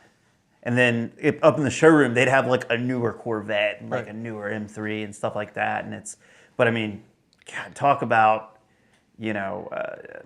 predatory, like targeting people that can't, in any stretch of the imagination, afford these cars, but they make it so that they can afford these cars where you're like, oh, hey, you want this 6-year-old Corvette with 89,000 miles on it. It's only blah, blah, blah. And, we don't even do a credit check. Just give us 25% interest on it. Yeah. And it's yours. Well, and they then don't you even have the people that are like, I really want that Corvette. And so Yeah. they're the people that go out and they buy it. Because this is what happens in sales. Have you ever worked at a dealership or like a car salesman at all? No, I mean, I've worked in sales, but I've never worked in any kind of sales capacity that involves like interest and stuff like that. Okay. So, and then I'll tag up on this, and then I want to go to the good stuff. Okay. We got the good stuff coming. So what happens is in sales, the process is that when you have like a lead, say I'm a salesperson, you're a buyer, and you've been looking, let's say you're general public and not an enthusiast buyer by any means. So you're looking at a car and you're going through, the advertisements or whatever for a dealership, and like, I don't know, say you're looking for, fucking RAV4 or Tiguan, the same what the general public usually buys, which is stupid, weird, small, medium crossover SUVs. They'd never buy anything else other than that, and which is why the sedan is dying and why the coupe is dying. Anyways, so you're in the market for this mid-sized or this compact mid whatever SUV, and it's like, okay, $20,000 or $30,000 is about roughly, or thirty to $40,000 is now what they're going for. Cool, that's what I'm going to end up picking up. They says online prices $39,000, and then all of a sudden, like I look at the let's say I look at what Cars.com is saying. It says like my monthly payment is going to be like $600. All right, well, honey, how does that sound? Like $600, cool. What's the insurance going to cost? Maybe $150 a month, cool. All right, so it's like $750 a month for this car. Let's go see if we can go, get this. We need to get a new car anyways. So the customer comes in, they're like, all right, well, I know what my budget is. It's 40 grand. That's what I want. I know it's, or 40 grand or $750 a month. That's the trim line that I want or whatever. It has all the things that I want. Say you're looking for a car that's got, Apple Play, creature comforts, heated seats, you know what I mean, remote start, stuff like that. And this car just happens to have all the things. And you come to me and you say, hey, this is the car, I saw this online. Like I want to buy this. Like, can you show me the car? I'm like, fine. I'm asking you questions the entire process. Hey, what is it that makes you like this car? What you don't know is what you're doing is you're giving me ammunition. Right. So you're telling me I like this car because it's got all-wheel drive. I can drive it in inclement weather if it ever comes to that situation. And it's got good gas mileage and it's got like heated seats and stuff like that. I'm like, cool. This is really nice and like, this is a 600 or 700, or I haven't asked you what your finances is. This is really nice, but we do have some incentives on on other trims. Just so you know, there are better versions of this car. You're making a purchase. This is going to be one of the biggest purchases you'll make in the next few years. Why not do something a little bit nicer? And I may not do that immediately. Yeah. You know what I mean? But I'm upselling. I'm showing you around. I'm going to see what you have. You're not really a car person, so I'm, hey, look at this new stuff, and just saying that this exists and so on and so forth. We get to the point where you still pick that car. Say you still want that car. It's still 40 grand. We go through do the financing and whatnot, and now you're like, okay, so what's the final price? That is not the price that I'm going to give you. Is not what that car has cost. Right. Now I've got to add taxes, titles, tags. I got to add this. I got to add whatever incentives are lingering around. But that money, that dollar amount that you came in for at $39,000 or $40,000 is almost 20% lower than what I'm actually going to give you. And so I tell you, it's like, hey, after everything's said and done, are you paying in cash? You know what I mean? And you say, no, I think I'm going to go I have a loan. I got a good credit lender or whatever. I'm like, okay, cool. Well, if you finance with us, like I can give you this incentive or give you this for free or whatever, or I can add this in. But you're looking at a monthly rate of like $750. And then you look at your wife and you're like, well, $750 is what we had our budget for with insurance. We already stayed here for like 2-3 hours. I don't know, what's another $150? Can we swing that? And then you guys look at each other and you're like, well, we had a good time. It was fun. And, it's like, well, $750. I mean, I don't know. Now I'm like $900 total in this thing a month. Like, well, what do you mean? And then I'm like, well, okay. So now what I'm doing is now I'm trying to see what your monthly is now and switch the conversation out of the total cost of the car and switch it to monthly payment. Monthly, right. No longer the conversation is about the total cost of the car. Because you may say that unless you're coming with cash, unless you're coming to me with cash or a check, or what is it called, a cashier's check or whatever. Yeah. The entire conversation I'm going to gear on monthly payment when you're in the finance portion of it. And that is it. And so that means I can put the value of the car to whatever the fuck I want it to be and put the interest rate to whatever the fuck I want it to be, as long as it hits your monthly payment. You said you wanted to be at $750. Let me get you this, 2-year older car, a little bit more miles, but it hits your budget. That's probably going to fit your budget a little bit more. But since you're buying a car and you're spending this much anyways, you kind of want to see where your money's going. So why don't you get something a little bit nicer? And so it just swings back and forth on what you want to do. It's very predatory. Yeah. But the purpose is because... That's why they call them stealerships. Yeah, hell yeah. I'll never fucking work there again. Anyways, now we're gonna do a thing. Obviously, you are like my main person in this channel or in here. And when you and I have guests that come in, I want to start doing Dream Garage. Yeah. And then I think this was your idea. And now we're gonna give guests Dream Garage, and we're gonna start off with you and I. So we're gonna do Dream Garage, and Dream Garage is we're gonna give you 3 budgets. Yeah, I think we said kind 10K? of looking at it through different lenses of like what's your ideal $10,000 scenario, your ideal $100,000 scenario, and then like if you just kind of no holds barred $1 million. Yeah. And I would say that 10,000, 100,000, 1 million should be one car. Like 10,000, Okay. not like I'm gonna go buy 10 $1,000 cars for $10,000. Like, what's your $10,000? You get a car. You have whatever money is remaining after the purchase of the car to build it, modify it any way that you please. Okay. Kind of same thing with 100,000. And then like, if we won the lottery or if we just do really, really well in our careers and we have $1 million to spend on one car. vehicle, whether you buy a $1 million car and you leave it stock, or you buy a $1,000 car and you have a plan to spend $999,000 on it to modify it. Yeah. It's all fair game. I like that. Yeah. That opens up the I perspective. put a lot of thought into this. I'm in. I'm in. I'm gonna take a quick bathroom break, but what we're gonna do is give a shout out to our sponsors for this channel, which is us. Buy a shirt. I got the hat too. Oh yeah. Yeah. He's got the hat too. We're the sponsors of District Imports, so buy a shirt. Sticker, hat, anything. Anything. No, if you guys really like what we're talking about so far, please visit the website districtimportsva.com. Check out what we got. Meredith designs mostly, I think almost 90% of all of our shirts, usually by hand. We also have tons of sizes. You guys can pick what you want. If you work with us and send us an email, we can even do stuff like whatever. If you have a particular shirt in mind that you like, and not the ones that we have, which we have great choices, but let us know. We can work with you on that. But if you guys like the channel enough and want to support us, pick up some merch. Meredith makes these designs, most of them, and we want to see more DI stuff on people's, at car shows and car events and whatnot. And so it also helps support us. Basically, go to events, do more video recording, or more basically get into these shows and show you guys like what our take is on them, and also do more interviews and travel. So all the money that goes into DI, of course, is spent back into DI. And so we just want to make sure, if you guys want to or have the ability to do that, but don't affirm it. All right, yeah. You have to finance a shirt. It ain't worth it. I'll just text me. I got you. We got you. I can do a repost service on the shirt.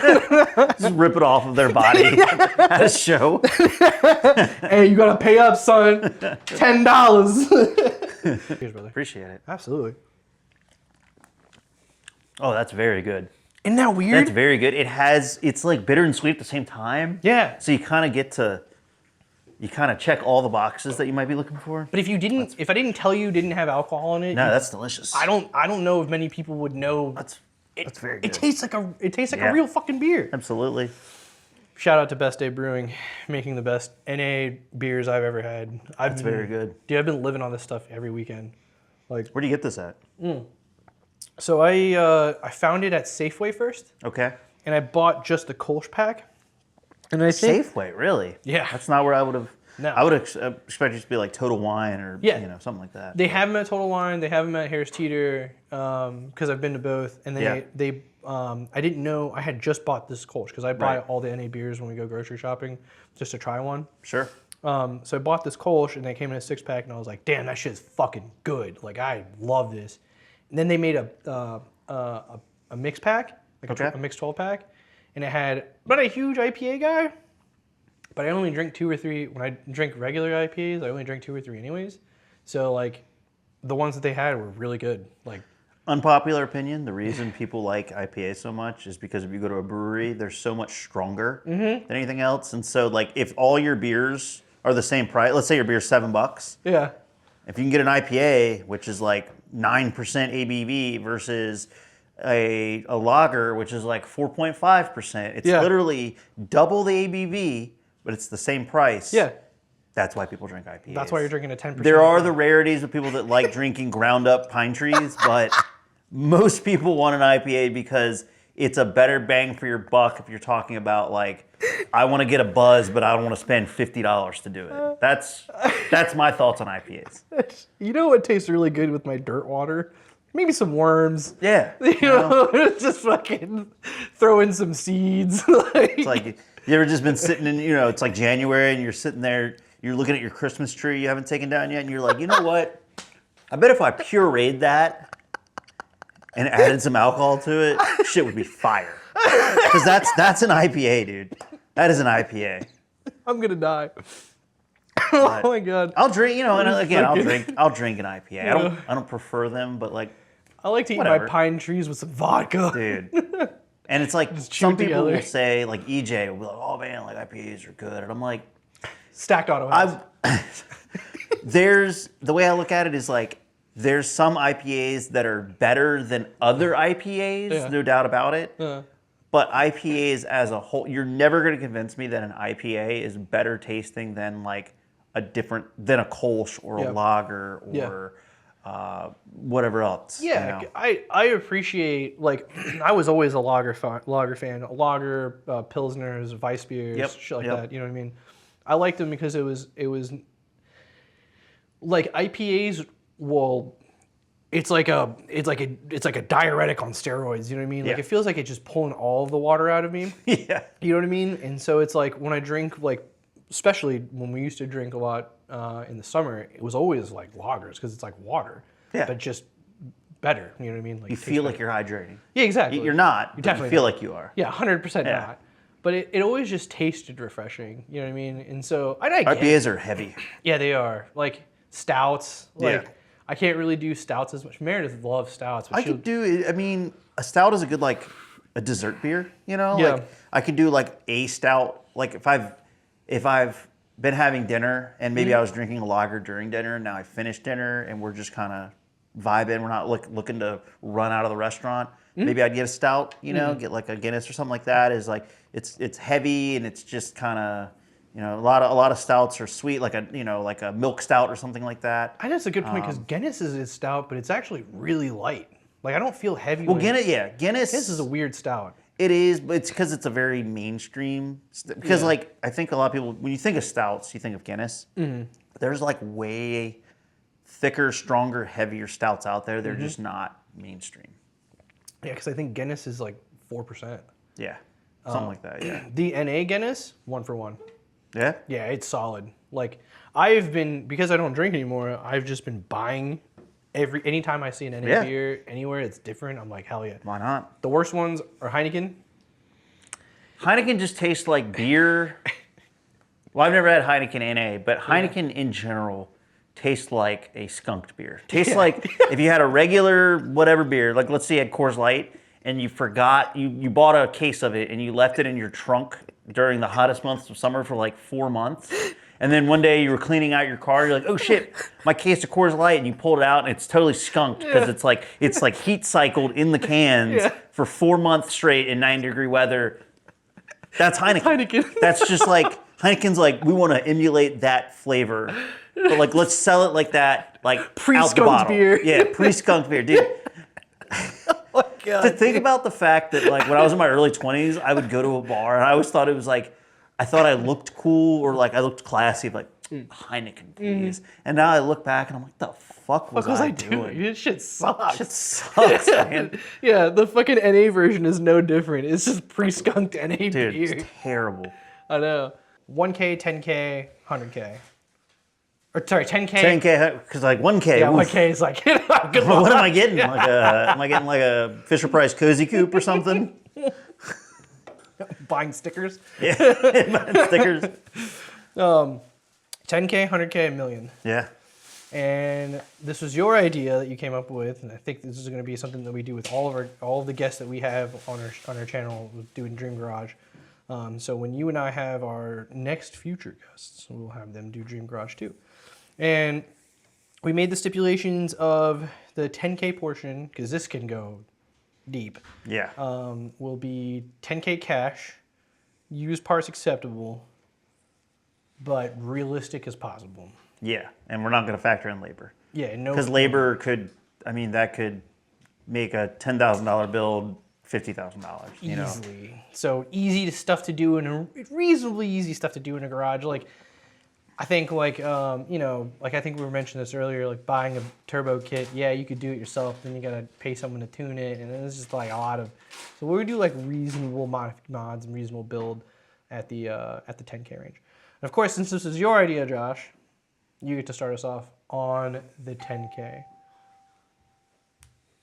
Gosh, we have a lot of Oh, that's lot of action today. Hey, let's have them in. What is? Hey, what's your dream car? Hey, what's your- 10K? you wanna be a What's your guest? budget? Yeah. All right, 10 grand.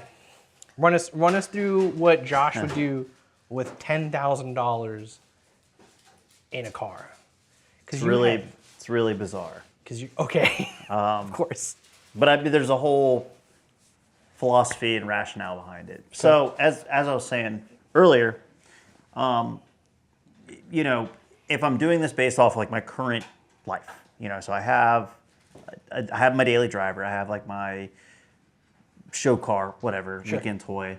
The one thing I feel as though I'm lacking is something that's more track oriented, track focused. Okay. Me liking weird, obscure cars does not stray away in the track world. I still want, if I go to a track, just like when I go to a car show, I still want something weird that nobody else has. I don't want to, I don't want like your typical Miata FRS, whatever, because there's a million of those at a track. So it's just, it loses its appeal. Sure. So my 10K build would be, it's from Chrysler's JA platform. It would be they made this from like 95 to 2000, this body style specifically. It would be either a Plymouth Breeze, a Chrysler Cirrus, or a Dodge Stratus. The four-door throwaway car from the mid-90s to 2000 came, like I said, came in three different brands. They were available with like, at the low end, it was like a 2-liter 4-cylinder. They also, I think in later years, I think it might have been exclusive to the Cirrus and the Stratus.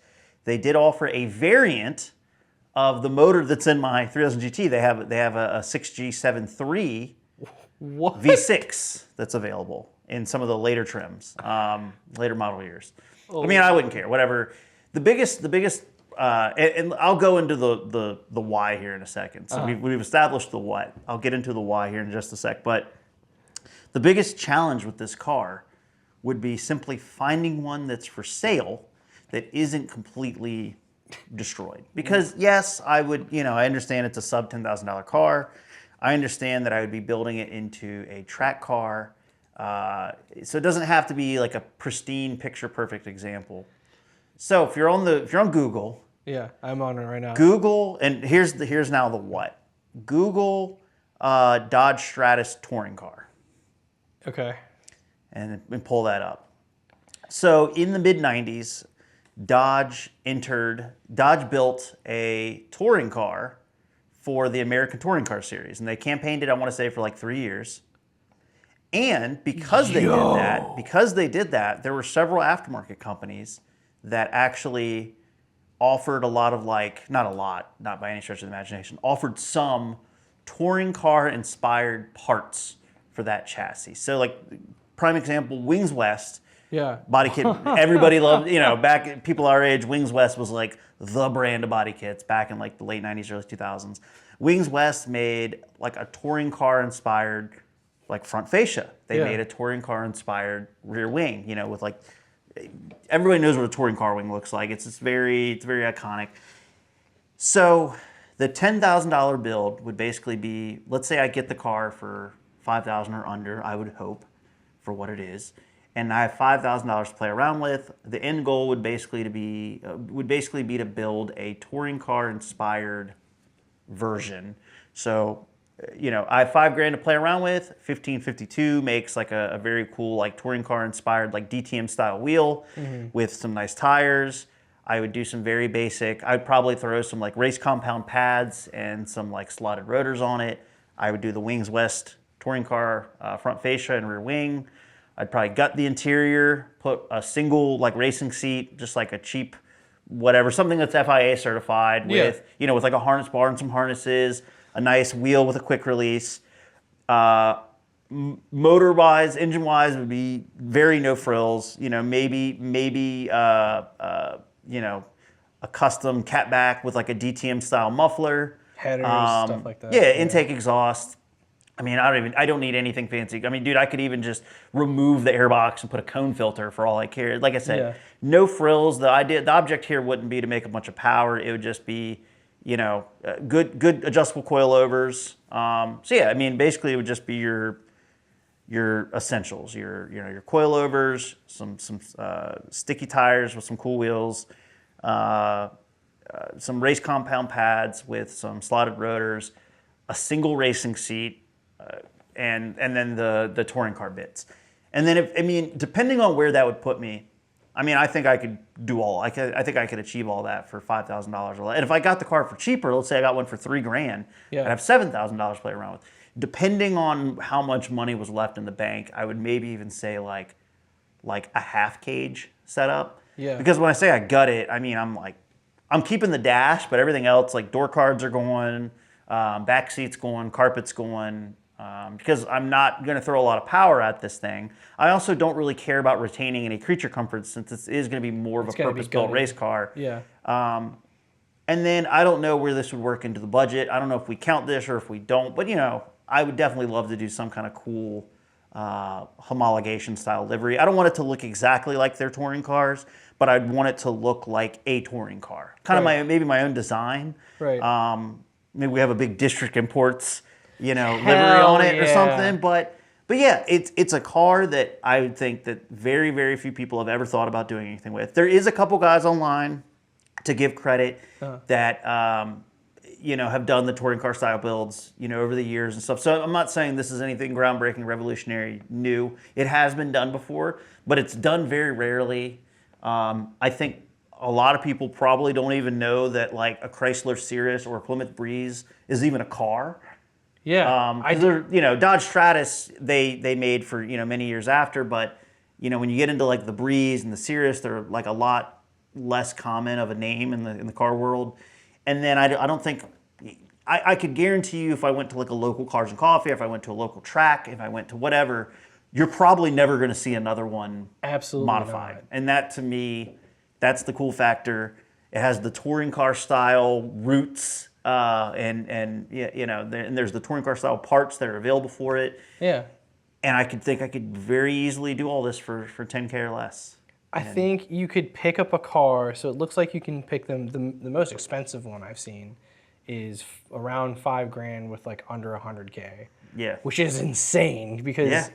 that's reasonably inexpensive. Now again, it's got to be like a 95 to 2000 body style. Okay. Because they did make the Stratus and I think even the Cirrus after 2000. Okay.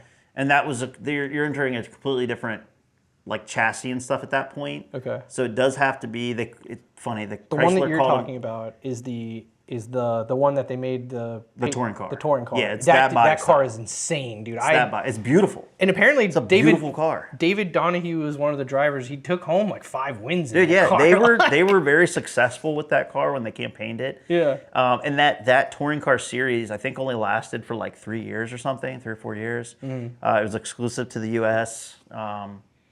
So yeah, you know, there technically is a racing pedigree there. Yeah. Now, granted, I mean, this was like a corporate-backed, track-prepped car, so I realize me as like a privateer, I'm not going to build it to even remotely try to emulate the performance and success that car had, but I think it would be cool to at least kind of look the part and, you know, go out Yeah. there with some sticky tires and some, you know, a really good like suspension brake setup and just dive bomb some, you know, some turns in it and some late braking and whether it's the 4-cylinder, I'm just ringing it out, or it's the 67.3 V6, and you know, I mean, honestly, if even as a V6, it didn't make much more power than the 4-cylinder, so I really don't care. Whatever I found, like I said, Breeze, Cirrus, Stratus, I have no preference. Yeah. I guess in a perfect world, I'd probably want the Breeze because it's probably the rarest of the three, but in reality, I have no preference.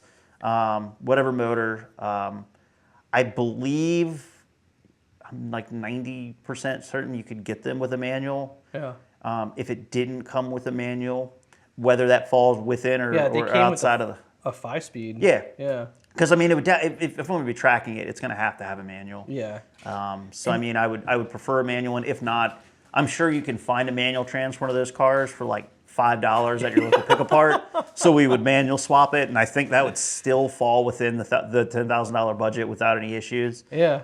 So yeah, that is my 10K build. That's insane. I mean, let's break it down to cost and see. Yeah. Because I love, as a project manager, I love doing yeah. budgeting. So let's say on a good day, you could find one 100K miles, something like that, for like $2 to $3 grand. Yeah, let's say $3 grand. Say $3 grand. Yeah, that's enough. So 7K in the bank. The coilovers that I'm finding for it, I can't seem to find like a BC coilover for it. You know what I mean? Which happens to be my go-to because I mean, same. Swiss I got springs. BCs on the Yeah, 3000 GT. Had BCs on the Miata. yeah. We got BCs in the Flex and the Mark II, or on the GTI, and we have bad conversions on the GTI. But you can get Godspeed. You can get Godspeed coilovers for an 01 to 05 is not the one. So we need a 90. It'd be older. Yeah. I think Ground Control makes coilover sleeves, Okay. and you could always fine. do. You could There's always. also lowering springs. Well, I'd probably do like some Ground Control like coilover sleeves, and Mm-hmm. then either some like Kona yellows or Yeah. some like KYB AGXs or something. I see So that. let's just say I spend $1,000 Yeah. on Suspension. coilovers. And you would need a really stiff rear sway bar because it's a lot of weight. And you Yeah, need and it's front wheel drive. It's Yeah. So sway bar, what, a couple $100? Yeah, they're usually like $200 is what a rear Yeah. sway would probably go for. So that brakes is a weird subject because pads, you can get pads for upwards to $500 for a set of pads. Yeah, I'd probably do whatever. Hawks. I was gonna say I'd probably do Hawks and whatever's right above the H. So the HPS are like their high performance street pad. Mm-hmm. Whatever's like a step above that, where it's not necessarily a full blown race compound, Mm-hmm. Okay. like EBC yellows or something like that. And then just some like power slot rotors. I feel like you could get those pads and rotors for like $500 probably. Rear sways for like 200. That a coilover. So coilovers $1,000. Brake pads 500. Rear Yeah. sway 200. Let's say you get like a Corbeau fixed back single seat. It's like what, $1,000? Nah, not even. Really? Yeah. Oh, shit. Probably for a Corbeau, like a I think it's called the Forza. Yeah. It's like $500. Nice. And then a Damn. set of harnesses, what's that? $200. $200-$300. And then a harness bar, another. Let's just say for a seat, a set of harnesses and a harness bar, it's called $1,000. Yeah, carbon harness and what harnesses and whatnot. The harnesses and Yeah. equipment. So that's $1,000 on that. So we're like with the car, the coilovers, the brake pads, that's $445, $55, $5,700 into I still got a lot left. Yeah, you have So let's say wheels. $5,700. Let's say wheels and tires. Yeah, okay, so that's huge. Let's say so like 1552 makes some really nice cast wheels. Sure. One piece monoblocks that definitely look the part. I mean, they're a pretty reputable company. Is this 5x114? I don't even know off the top of my head what bolt pattern it is. Because that Your boy's gonna get some adapters if it's not, fucking right. or I'm gonna re-drill them. It's 5x100. I mean, it's not the worst. No, that's like you could get It's not 5 by Volkswagen 1. wheels. Yeah, it's not 5 by 114.3 Yeah. levels of selection, but 5 by 100 is not the worst. Dude, you're in VW Subaru category, and it seems like that the hub bore is Volkswagen. It's funny because it's 57.1. Yeah. So you could put on any Mark IV wheel and slap it on there. Like the R32's wheels will fit right onto Dodge Stratus. There you go. Worst case scenario, I go over budget. I'm like, yo, let me get some R32 wheels. I got you. No, dog. but wheels and tires. 15 to $2,000. I would say $2,000. Yeah. And So I it's counter 77. that being like some of the more expensive bits. Because you probably in my opinion, you'd find a set of used 1552s all day long in this area. Oh yeah, dude. Those are. I mean, enough people buy them that you could go on, marketplace or something, or Right. or on like a place where they sell like eBay or whatever. So And you're then at 67. Wait, am I doing this math right? Hold on. 5, 6. no, I think we're at 77 7. now. Yeah, 77. So And 7700. then like a steering wheel.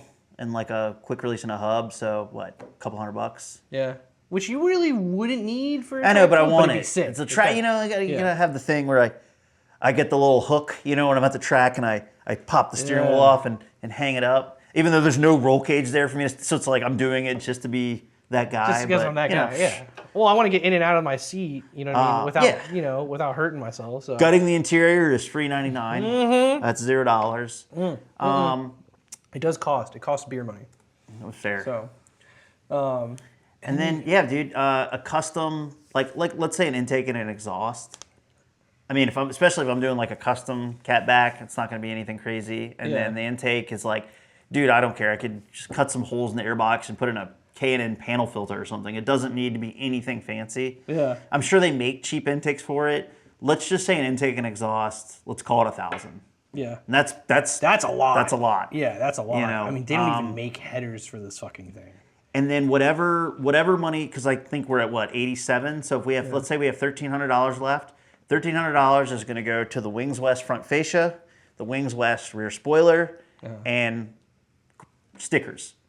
Yeah, Because we're going to do a livery. we're doing a livery. You And know, the whether- livery is going whether to be it's- funded by DI.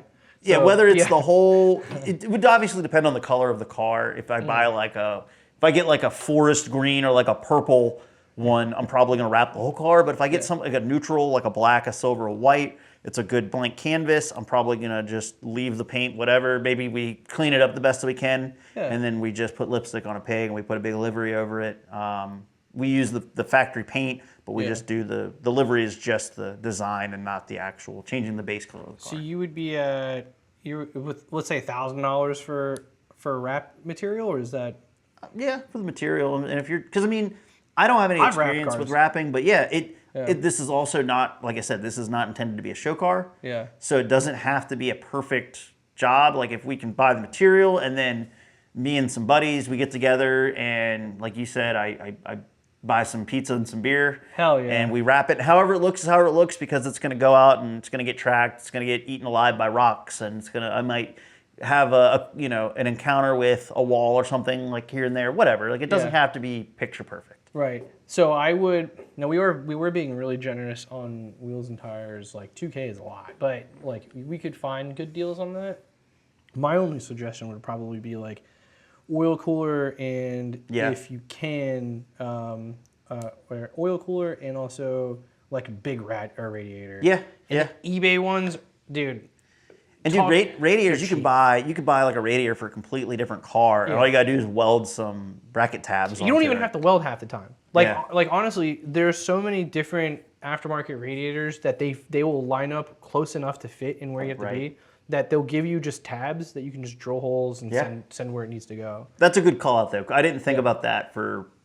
Just fluid health is Well, yeah, important, for tracking, obviously you run into a lot of heat soak and stuff. And Plus, it looks sick. as someone that's never really done a lot of track stuff outside of drag racing, I did I did some drag racing at like Summer Duck Speedway back in the day. But cooling mods are definitely a must. And thankfully, with everything we've added up, it's like I still had potentially money left in the bank. So I think all of that, I'd be at 10 grand, or less. That's a sweet build. And it looks like a frickin' touring car. Yeah. And now, is it going to go out and break any track records?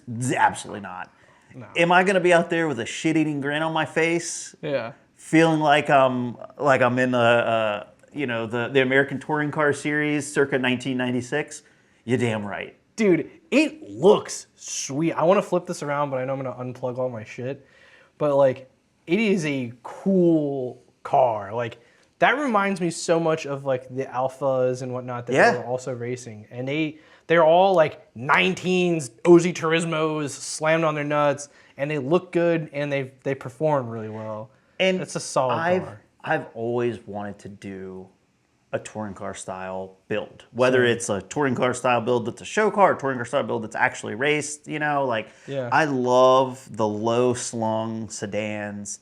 It's like they were like tuck-in wheels, but it was purely for function. Yeah. Their front lips and splitters and everything were basically on the ground. Yeah. They had the really loud, flashy livery designs and Oh yeah. and it's just they were just such cool cars. Like touring cars from like the 90s and 2000s are easily one of my favorite, like, I don't know why Cars. they got rid of that class. it was too cool. It was just too cool. People couldn't handle it. It was blowing people's minds. It was just too cool. It was like, this is too sick. This is taking away from Formula One, which needs to make more money, and it's taking away from this. We got to remove it. But yeah, I mean, it's funny because you talk to somebody and you're talking about touring cars. Yeah. People are immediately thinking of like Opel Calibras. Yeah. Or they're thinking of Audi S4s, or Yeah. they're thinking of even like the Honda campaign, the Accord. Yeah. Very Yeah. few people are like, you know what? Plymouth Breeze. Like, yeah, like I mean, granted, they use the Dodge Stratus, but it's the same car with different badges. that's the kind of shit that I would see on like Patina Research. I'm on Instagram. I'm nearly certain, because I have a Patina Research jacket. I'm nearly Oh shit, that's Yeah. sick. I'm nearly certain that because I'm pretty sure they shared a post of the Dodge Stratus, the car you probably have Yeah. up on Google right now. And Yeah. They shared like a whole video clip of it, and I probably reshared it when they did it. But I mean, Yeah. I've been following that page for a couple years, so who knows? It's a good page, dude. It's one of my favorite pages on Instagram. Yeah. But yeah, that is my 10K build. No regrets. Like I mean, dude, I'm half tempted. I know we're talking about it as like this what if scenario, but like I'm half tempted just to go out and do it because it's so cheap. It's like it's kind of a detriment to myself to not do it.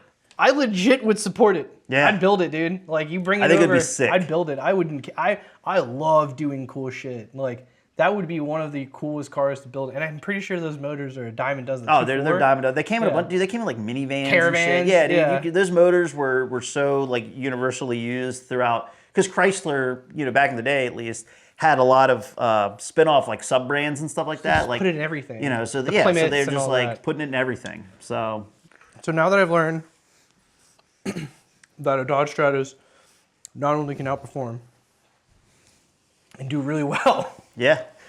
did really well in its series.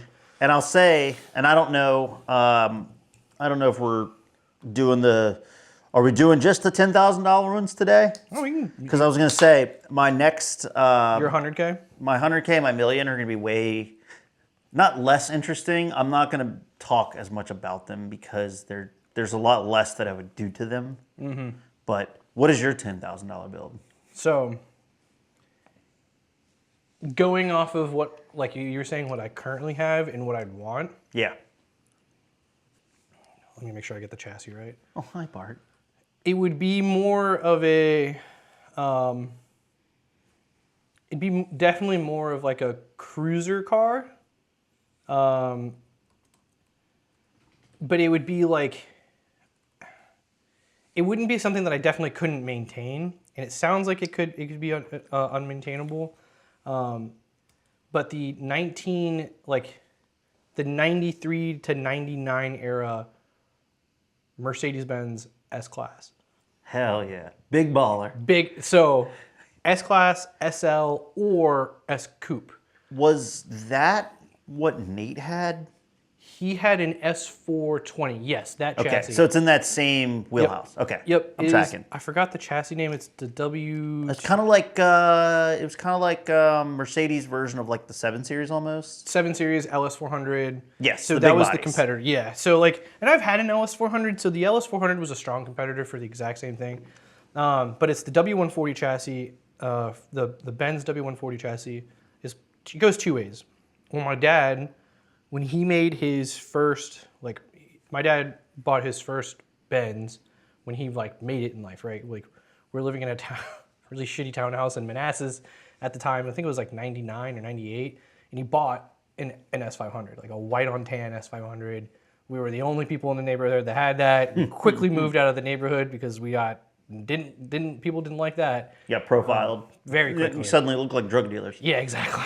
So when we moved out, we moved to Centerville of all places. But anyways, my dad's first like I made it was that S-Class. And I think in my opinion it was the best S-Class that was made. If the W220 wasn't like the one generation above it wasn't such a shitbox with the air suspension and whatnot. Are those the ones that the air suspension breaks and you just see them like beached on the ground and like they just become a permanent fixture? Yeah, they're Yeah, just lawn ornaments. Yeah, because people can't afford to fix them. No, hell no. And like the beautiful thing about the W140 and the M119, which is the V8, the 5-liter V8, is they're not hard to work on. It does take a lot of patience to do diagnostics, and because my work environment has always been electronics and whatnot, I've been pretty spot on with diagnosing electrical problems. And old electronics aren't as confusing or hard because they use a very like rudimentary system. Yep. It's like they're just channels and electricity. Exactly. It's just like no weird It's not a bunch of like, coding.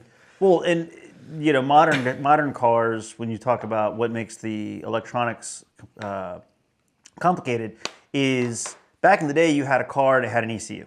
Yeah. Now, like every individual component within the car has its own ECU.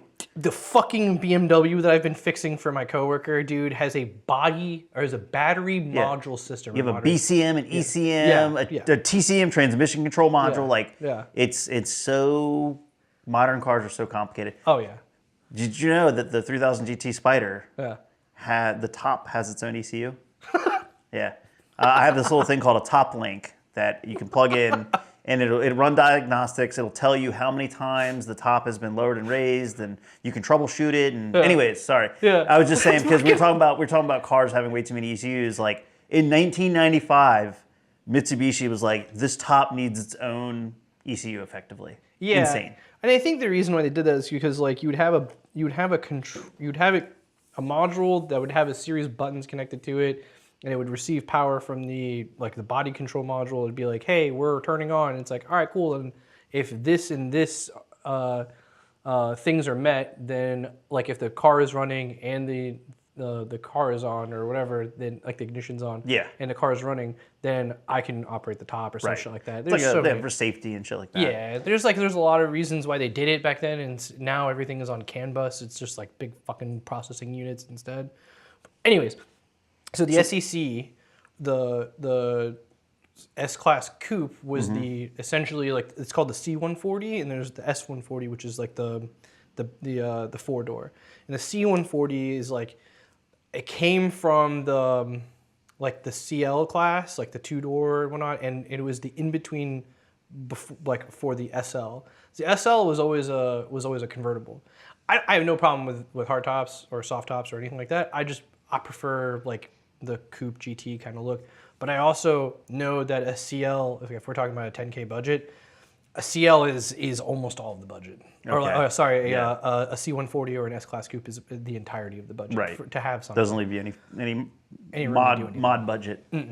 But I still would buy. You could buy an S-Class, like a W140, for anywhere from completely shit at $2,000 to a good running version of it. Like it's gonna need work, and Yeah. I'm not afraid of that because Yeah, because you like working on cars. I like working on cars, and I'll take my time. I mean, I built a B5, and it took me a fucking year to do it, so I'd build one of these too. But I'd buy like for around $4,000 to $5,000 a 100-some thousand mile, S-Class, knowing that I could find parts for it pretty easily because they made a shit ton of them, and I'd probably find one in white and tan. And then the immediate things that I would do, because I don't like the GTI eventually will end up being like the track car. Like that's what I want to go enjoy on the Really? track. Oh yeah, dude. Mark 7 is gonna be. I want to track that car. Are you going to keep the air suspension? Because I know Airlift they had that whole thing a number of years back. I remember when they tested it. It was on like a Hellcat or Subaru. something. When Oh, they yeah, tested it on a that too. Subaru, I remember it's like I watched the YouTube videos on Yeah. it where they had like a track specific bag setup. Yeah.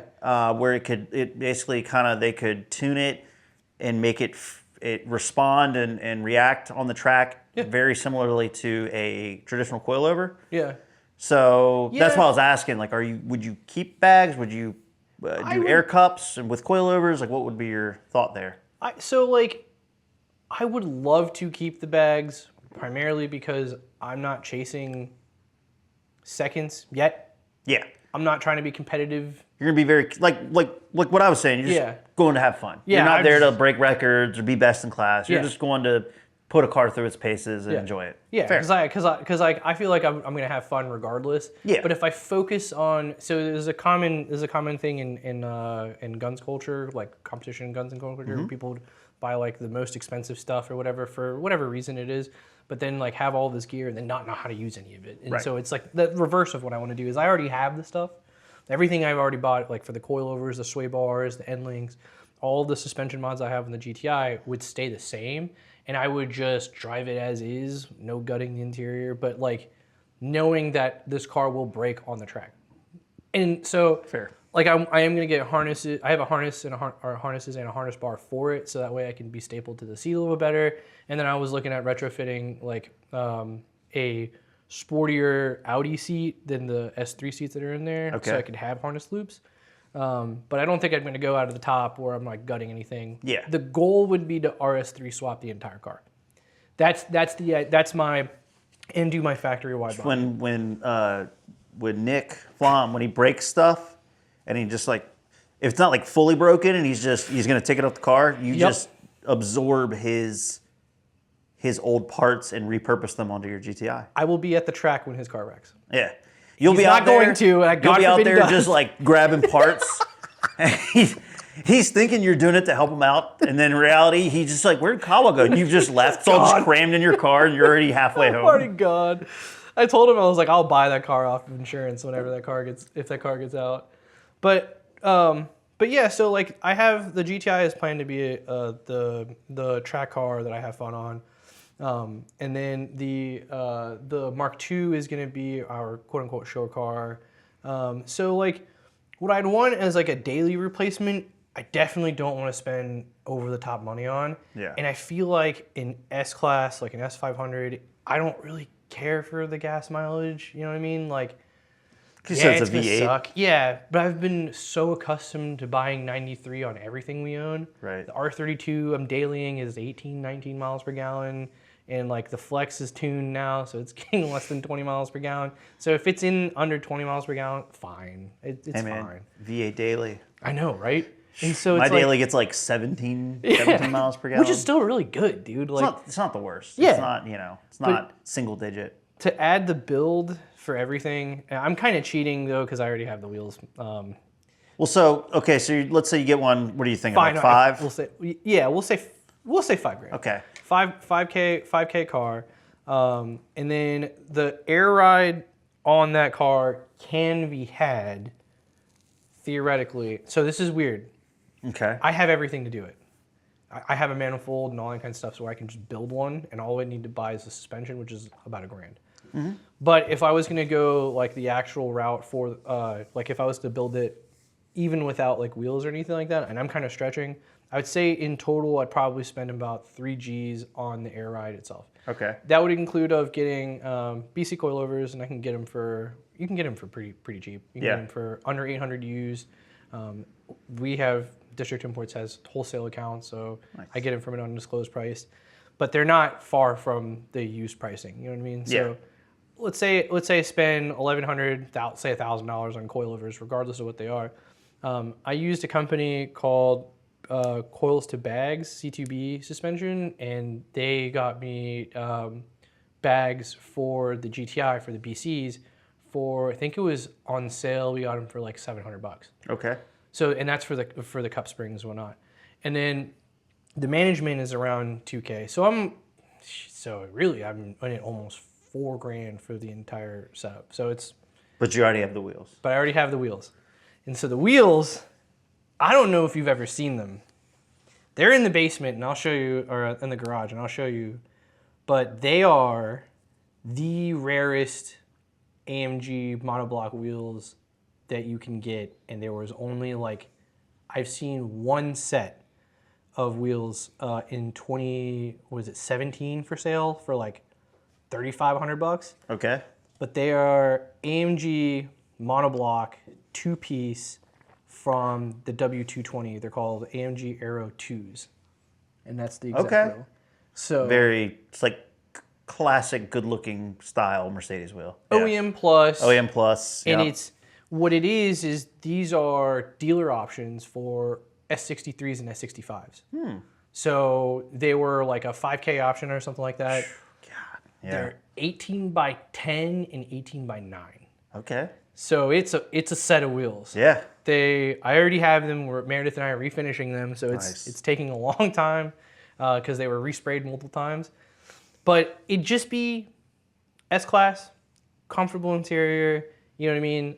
Bags, that's it. Bags and wheels, It's perfect. drive it to and from the work. Especially for like what your intentions are with it. Yeah. Makes perfect sense. And it's super easy. I think it's doable. I'm kind of stretching it because, of course, like, I got the wheels. Yeah. I have a manifold. Well, and when we say 10K, I mean there's a little bit of give and take there. Yeah. You know what I mean? If like you can find ways to do things cheaper and it's kind of keeping you in or around, Yeah. I think that build makes perfect sense and is also very doable and achievable for that price point. So Hell yeah. Now, you're 100K. this is like the quickest answer. It's a Lotus Esprit. It's a late model. Wow. Yeah, I mean Lotus Esprit by all accounts is my favorite car. Yeah. So I have 3 favorite cars, right? I have my achievable even really a Lotus Esprit is achievable. So I should preface by saying it would have to be a late model. Okay. It would have to be a V8 twin turbo version. So it would have to be I think they stopped making them in 03, and I prefer the not the facelifted because it wasn't the front. It was like more of like an ass lift where they did. It was like fiberglass on the rear with like the round taillights instead of the rectangular taillight. But Yeah. as long as it was a V8 twin turbo, I don't care if it's got the rectangular taillights. So it'd either be a late 90s or early 2000s. Prices on them vary, but you get them under $100,000 all day. You can get them for 60 grand. Wow, the front ends are insane. And that's going back real quick to what I was saying is I have 3 dream cars. Well, I won't even say the third one because it's going to give it away for my $1 million car. But Yeah. I already own my very achievable dream car, which is the 3000 GT Spider. The Lotus Esprit is still an achievable dream car. It's the little bit. It's not so much the cost of the car that scares me. It's the cost of ownership, and that's why at this stage of my life I haven't bought one yet. Is because I could go out and I could afford a Lotus Esprit, use a Lotus Esprit. Yeah. But the moment something big happens to it is what would scare me. So in this scenario, let's just say I have a $100,000 wad of cash. I'm not really worrying about cost of ownership. Yeah. Yeah. Yeah. This is strictly just like you have 100 grand. What are you building? So I would get an Esprit, preferably a late model. The facelifted rear end, tail lift, if you will. Yeah. So let's say I'm paying 60, 70. Dude, I'm seeing a 2001 that had 3,400 miles on it, sold for 80K. Okay, and that's an extreme. That's a very late model because Yeah. that was 2 years before they stopped making them, and that's an extreme mileage example. Here's a 99 with here's a 99 V8 roof panel one, 55K, 52K is another one. So Esprit Turbo, like here's a 99 V8 Esprit Turbo on OZ Racing wheels that sold for 36,000. But what Like, year? Oh, that was 2022. The other ones I saw were 2025. Like Is when they sold. Yeah, like this one is that's not a turbo. Because one thing that a lot of people don't realize is, so in the 90s, somewhere in the 90s, I don't know the exact year, they switched from a turbo 4-cylinder to a twin turbo V8. But the body between those two basically looks aesthetically almost the exact same. There is some little differences, like I know that some of like the earlier 90s ones, they had this weird like hoop spoiler. It was almost like a Dodge looking Stealth, right at the blue like one. a 3-piece, or not a 3-piece, like a rear wraparound wing, and it's got like the piece that like a center bar that comes down. And Okay. anyways, I want the later model. I like the later gens. Yeah. And my affinity for this car started with Need for Speed 2. Okay. Yeah, hell yeah. So I still have that game on PS1 to this day. Hell yeah. I still have a physical copy of it. And Need for Speed 2, that was always the car that I gravitated towards for whatever reason. And then when I was a kid, my mom was taking me to, I used to play like youth basketball. And my mom was taking me to basketball practice in Warrenton at like Warrenton Middle School. Yeah. And there used to be a I don't think it's still there anymore, but there used to be a car dealership on your way into Warrenton called Highline Motors. It was all like high-end fancy highfalutin cars. And one day they had a bright yellow Lotus Esprit sitting out there, and I remember I begged and pleaded to my mom, and can we stop by and look at it? And she was like, if you do well at basketball practice, we'll stop by on the way home. You can look at it. And sure enough, she was a lady of her word. Yeah. We stopped by. The salesman there was super cool. Obviously, he knew we were not there to buy that car. Yeah. I just got out and I'm just enamored, like my jaw hits the ground. And, Yeah. The salesman comes out. He's super cool. He's like, oh, hey, do you want to sit in it? And so here's 9-year-old me sitting in this bright yellow Lotus Esprit and just feeling like I'm on top of the world. And Yeah. I just still think back to that. I can still recall that moment in my life and I get goosebumps from it. Oh yeah. So that is not an if I buy a car, that is a when I buy a car. Hell yeah. Now, will I go into it with just $100,000? Probably not. This is a much better scenario we're talking about here. But yeah, so $100,000, I get a really nice example of one. Let's say for 60 or 70. Yeah. That leaves me with a lot of money in the bank. I wouldn't go too overboard with it. Part of me would love to say. So my other favorite race car outside of the Stratus touring car is the Lotus Esprit GT1 race car. It was black, and you Yes. can probably look it up. And it's got a wide body, and I would love to emulate something like that, but that's not what I would do because I think we're gonna get well beyond the 100K mark for that. But realistically, what I would do is I would get some really nice wheels and tires for it, maybe some HREs or something like that. Something from the HRE Vintage series. I would do some adjustable coilovers, just real basic stuff. Intake, upgrade the exhaust, upgrade the intakes. Probably keep stock turbos. Just supporting mods, maybe bigger injectors, and try to squeeze as much out of the factory V8 as possible. Yeah. Without having to upgrade the turbos themselves. Aesthetically, I think they're such good looking cars. I don't think they really need much. It's hard to want to change something with that too. Yeah, I think there's a piece on the front bumper, almost like a lip that from the factory. I think it's like a textured plastic or something, and they do make carbon fiber versions of those. So it's kind of like OEM Plus, where it basically just is a one-to-one replacement of that lower lip piece. Just do a carbon fiber one. Yeah, maybe a cool an Alcantara OMP wheel with the yellow stitching. Yeah. Which is all can be had. Yeah, I would be well under the 100K budget. So in reality, I could say I could find a really the nicest one available. Let's say I pay 80. I don't need. HREs are $10,000, so that's half the remaining budget there. But yeah, man, that's a car that. As much as I love to tinker and modify things, that's a car that in my eyes doesn't need a ton.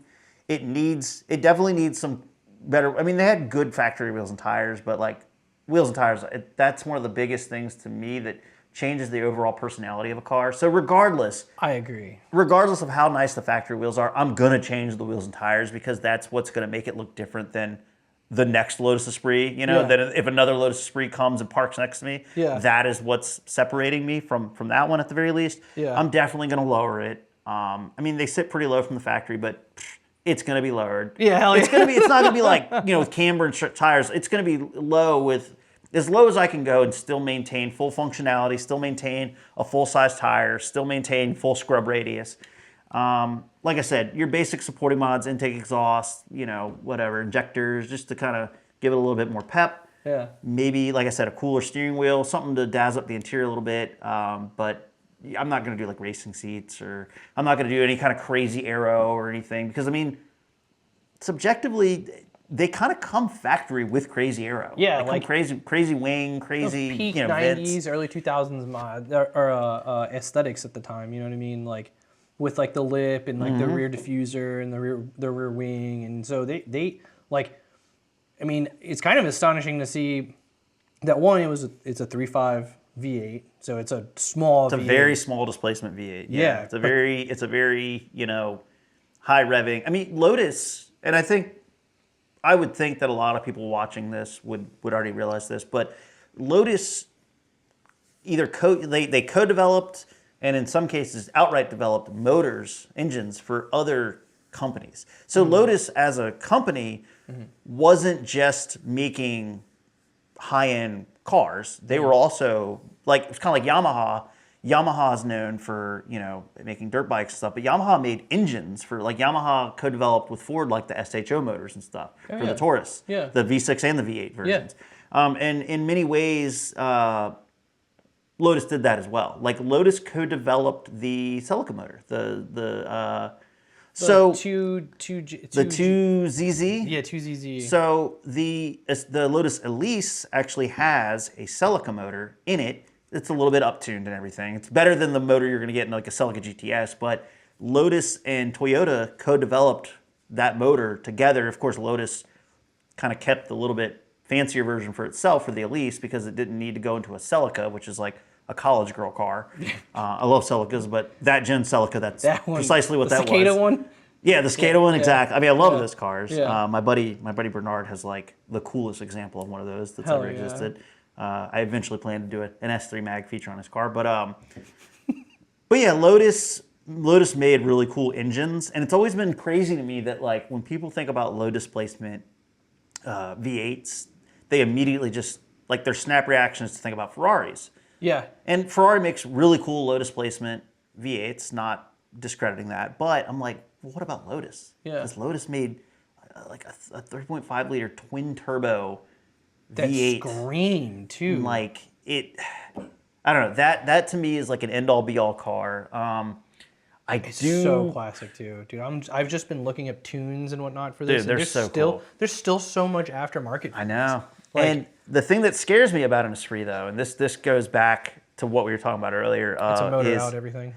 well, the thing that scares me the most about it is if I don't buy one now, Yeah. or let's say if I don't buy one soon, I'm afraid that I'm never going to be able to buy one. Because like I was watching an episode on Vin Inatra, his channel, and he was talking about the Ford GT. Yeah.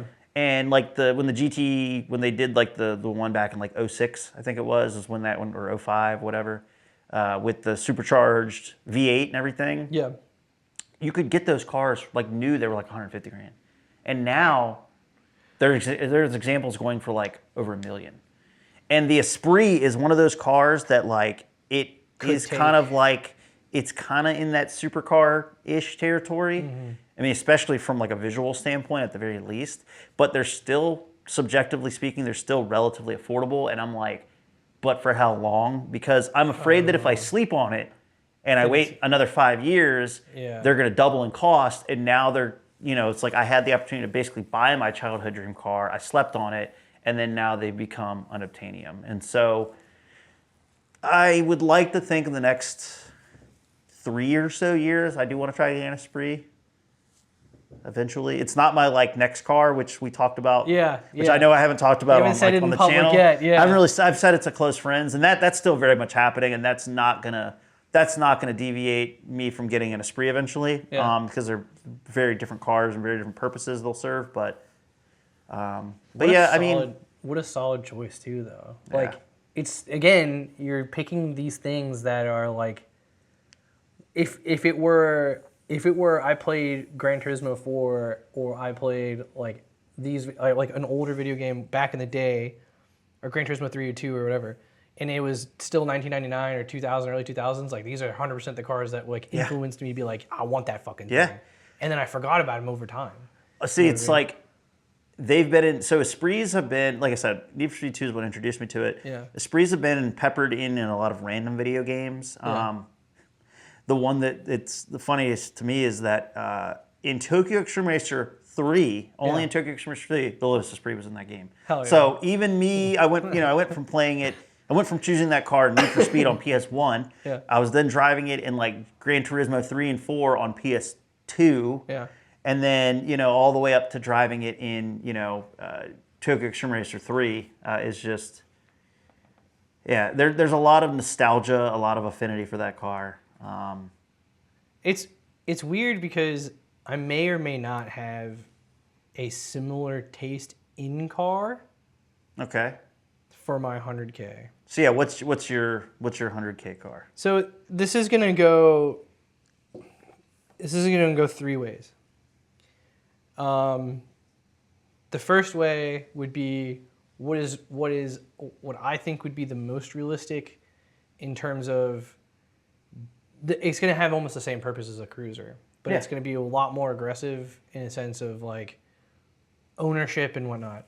Ownership, and also like I kind of wanted to purchase one of these for a while to prove that you could buy this car and then maintain it, because it's not hard to maintain, but the motor's in the wrong place, so it's kind of hard to maintain. I have a theory on what you're gonna say. wanna- I feel like I'd be wrong I though. want to hear it. Is it a BMW i8? Close. Okay. It's in the same. It's in the same. No, an i8 would be too new. Well, it's in the same. i8s aren't like They're not that old. they're not that old. They're also not that new. Yeah. Yeah, they're in that weird gray area of like what do we consider old now? Because Yeah. I mean they've been around for like over 10 years, I think. I still don't want one, because Yeah. if I'm gonna spend that much money on a car, it's definitely not gonna be a nightmare in electronics. And They're not an EV, they're a hybrid, right? They are a hybrid, correct? Yeah. And they're actually kind of fucking slow. They are. And Yeah. they're those cars that like they look fast. Yeah. And I can't deny that I love when it was like back in like 10 years ago. Yeah. When all the like influencers started buying them and like Yeah. slamming them on like rotiforms. They looked. It was so a fucking risky sick. car for BMW. for They sure. look Yeah. so sick. Oh, yeah. Literally, you buy one, you slam it, and you put some Hot Wheels on it, And it looks tight. it's like it looks like the Batmobile. Yeah. You know, like it's insane. Anyways, Same layout. Okay. But it's actually, so this is the first way. This is the first way that Meredith and I had the conversation. This is going to be my most realistic, like my 95% what'll happen in the next 3 to 5 years, as you were saying. Gen 1, Audi R8 V8, gated. I was gonna say with the gated manual. With the gated manual. And, Hell and yeah. partially the reason why is because you can buy a rebuilt Title One for under 70, 80 grand. And Yeah. most of the times when they're rebuilt, it's because Audi R8 Gen 1s had I think it's the front suspension strut tower had an issue where they would separate from the monocoque body, or whatever the body is. The strut tower would separate, and it would basically be like your ticking time bomb for the strut Yeah. relocating itself to another part of the car. So That's exciting. So what Audi did was they would salvage title the car because it's got structural damage, and then Audi, I think, when they started repairing them from the factory, when the TSB came out, and then they started, which took a long time. Yeah. They made repair kits where you would hire somebody to re-weld all the brackets to make them. Gotcha. You can have a rebuilt Title One for fairly cheap, like 60 to 80 grand is the limit. And the rest of it would probably be going into the same things, like either air ride or coilovers, suspension modifications, stuff like that. But I wouldn't do anything crazy like turbo or anything like that. Right. It would just be like, it would want it to be like my daily cruiser, but it'd be a huge part of the car, or the series, or a series of like district imports. Would it be like, here's what it's like to have an early 2000s quote unquote supercar type thing, but then be able, like, anybody could just maintain it. Yeah. Because Yeah. in theory, it's still the same 4.2 V8 Yeah. that's in a lot of things. Just hard to get to. Well, I would say it's like from a maintenance standpoint alone, I feel like that car is going to be way more forgiving than a Lotus Esprit. Oh, yeah. Oh, yeah. Yeah. Because at least there's still Audi dealerships you can go buy parts from. Like, where the hell is the closest Lotus dealership? Yeah. I mean, Lotus is barely even still a brand at Yeah. this point. You know Hell what I mean? yeah. So no, I think that's. I There's a think lot of- that's an awesome pick for a $100,000 car. There's a lot of ways you can go about it. I mean, like, the R8 has always been one of those cars, like, when that Will Smith movie came out, iRobot. when that came iRobot, out, yep. I was like, damn, that shit's sick. That was like that was basically still like a concept car. Yeah, 100%. And so I remember watching that movie with my parents, and like I was like, out. And you were already a Volkswagen kid at that time. Exactly. So I I was mean, like- that's like the pinnacle. Exactly, and I was like, damn, this is what I want. Like, and the V10s sound amazing. I don't want the Lamborghini tax. This is something I'd still. Yeah. Well, I feel like the V10s too, because I mean, just V10s in general are just so much less abundant. Yeah. That the Harder to price work. difference between the V8 and the V10 is probably Lamborghini insane. tags. Oh yeah, it's Lamborghini tags, and like, but I'd still have so much fun maintaining, modifying, doing daily Yeah. normal stuff in a V8 R8. It's not something that I'd want to keep in a. I daily it. I wouldn't mind if it was like not a rebuilt title car that it gets scratches or beat Yeah. up or from daily driving. I wouldn't care as much because I bought the car because it's the car that I wanted. It's the same thing we did with the R32. It's like I'm gonna drive the car. I'm Right. gonna drive the car and enjoy it as much as I can. And you wouldn't need a whole bunch of modifications, and you could still do things like go to track events and whatnot. But like, it'd be just my all-around car. It'd be really tough to do because it's not like you have cargo space to do a lot of stuff in. But if we're going to a show or if we're doing anything like, long cruises where Meredith and I will take the R32 and we'll just, drive like up and down the mountains for no reasons and Yeah. spend 10 hours like on the road. It's just something that I want to do with that too. Now, And I was gonna say, if you do a road trip in an R8 and you do like Cannonball. well, I was gonna say you could put one of the big Alpine boxes on it. Oh, hell yeah. And people do that all the time. They look so cool in R8s. Where Oh, they yeah. they mount it to like The rear wing. The rear wing. Yeah. And it's like, I mean, the Alpine boxes are intended for skis because Yeah. they're very long and shallow. But you can throw But they luggage. fit the like body profile of an R8 so well, and Yeah. you could lay some stuff. You could pack a duffel bag, but you could take all your pants and shirts and just lay them flat in Well, one layer. Yeah. And I'd go camping. And fuck it, dude. It's all-wheel drive. Like, we'll air it up Exactly. all the way and go camping. The second way is it's not anywhere near as much as is interesting or cool or has any method or preference or whatever. But it's just an S-Class S63 AMG Coupe. Okay. They're inexpensive in the sense where you can get a 2019, 2020, 2021, which they don't make the S-Class coupes anymore. So it's kind of, is it ever going to raise in value again? It still has one of the best V8s that Mercedes has ever made. They're actually pretty reliable when it comes to the cars. The problem itself is that they get beat on a lot, so it's really hard to find one that hasn't been absolutely wrecked by the previous owner. It's an AMG car, Right. so you're going to assume that it's always Right. been beat on. But the main reason why I'd consider an S63, I wouldn't even touch it. It would be a Rentec tune, maybe the hydraulic or air ride module, whatever, change, like the thing where you can adjust the factory suspension. But it'd be tune, wheels, the suspension module, and that's it, and it's good to go. And it's the seats. I don't know if you've ever sat in one, but and I'm not a luxury car guy at all. That was the only car where I sat in and I was like, I think it was Project Pat, or no, it was a song. Love Project Pat. Yeah, it wasn't Project Pat. It was DGK, I think. I forgot the song, but when he said spaceships don't come equipped with rear view mirrors. Exactly. That's Outcast. Under. Oh shit. Drive a compressor. Yeah. Yeah. Yeah, that's like what is that song? It is like TGK or something. International Players Anthem. Yeah, International and Players that's- Anthem. and it's by you know what's funny is UGK. I like listen to that song All the time. fairly regularly. Yeah. I just couldn't. Yeah. It comes up on my Super Mix all the time, and Yeah. I never skip it. UGK. So Yeah. and then they have the slow-mo version, which is even more. But anyways, it'd be like that would be like this is the car that I would want to get if I was like, I don't want to do car shit ever. Yeah, I'm you just want gonna to drive be this. comfortable and enjoy the car. Yeah, and be fast. And then the last option. This is a really really risky one. I'd have to have a lot of financial backing to do it, but it can be had. You know how you said you had a car that you played, the Lotus Esprit you played through a whole bunch of different series of video games. I'm not too far different from you, my friend. For me, it was the F355.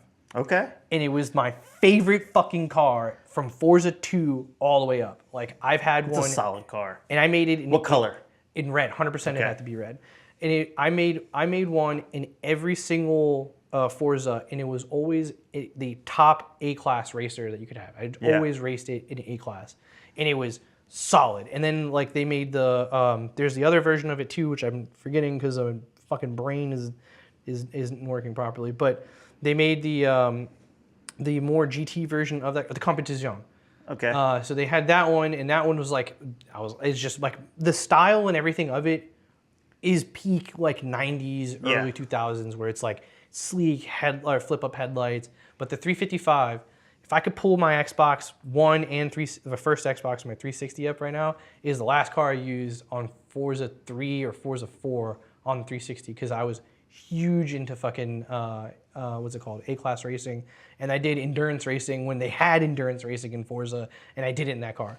The problem is that fucking motor sucks. Oh, yeah. It's just- Yeah, I mean it's bad. that's why like people like Mike Burrows and stuff, they're K swapping their Ferraris. Oh, because yeah, dude. It's more more reliable and you can make the same power. Yeah. I mean, obviously you don't have you're never going to hit the sound and all that stuff, but I mean, Yeah. but yeah, I mean, Ferrari's never really particularly been known for their reliability. No. But you get the wow factor, you get the sound, you get it's all those cars are handmade and that's just, it's not like a mass produced, like built on an assembly line. Like every car is kind of special. Yeah. It'll be tough to buy. I mean, like you can get Verts for for around $100,000. Isn't the Vert like a Berlinetta? Is that what is that like their fancy? Spider. Oh, it is a Spider. Yeah, Okay. and the Berlinetta. Is the Berlinetta the same thing too? I don't know. I just know the name like Berlinetta exists in Ferrari with convertibles in some capacity. Because I remember when I was like a little kid, I just thought it was like whenever I'd see the word Berlinetta, I was like, oh, it's so fancy. Yeah. Oh, so here's one. Here's a $99,000 one. It's a Spider. It's yellow, which is actually fucking dope. There you go. It's $99,000. automatic. So you get $1,000. Yeah. You can buy oil change. Yeah. But yeah, that's my 100K. Okay. Honestly, I'd probably lean towards the Gen 1 R8. It's been a dream car, just like the R32 is a dream car. I think that one makes the most sense too, because you being a Volkswagen Audi guy, Yeah. and that's kind of like you've hit the peak. Yeah. You've reached the top of the nothing mountain. else after that. Yeah, there's nothing else after that for Volkswagen and Audi. I mean, that's their flagship car. It's the most gnarly car they've ever produced. Yeah. Now, million dollars, sir. This is also a very easy answer for me. Jaguar XJ220. Shit. Jaguar XJ2, and I was looking recently in preparation for this of what Yeah. they go for. And I mean, I saw some where they were selling for like $700,000. Yeah. So I'm still well within. And again, would also be a car that what do you even do to a Jaguar XJ220? I mean, I would definitely put some wheels on it. Yeah. I know I said I'd do like some HRE vintage series on the Esprit. I'd probably do some HRE vintage series on the XJ220. Maybe like ADV1s or something. Yeah.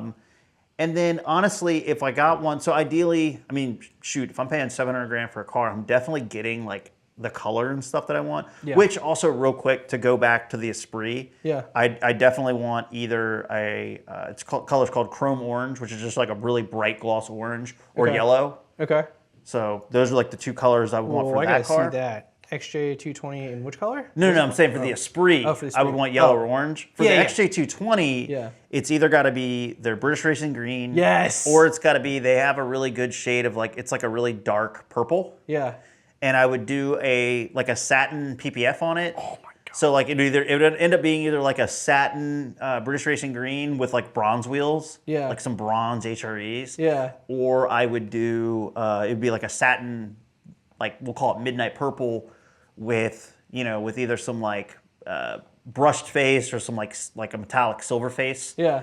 wheel. So, Oh, that would look so good. and I mean beyond that, I don't know. I've never really gone down a rabbit hole of parts that are what aftermarket exists for that car.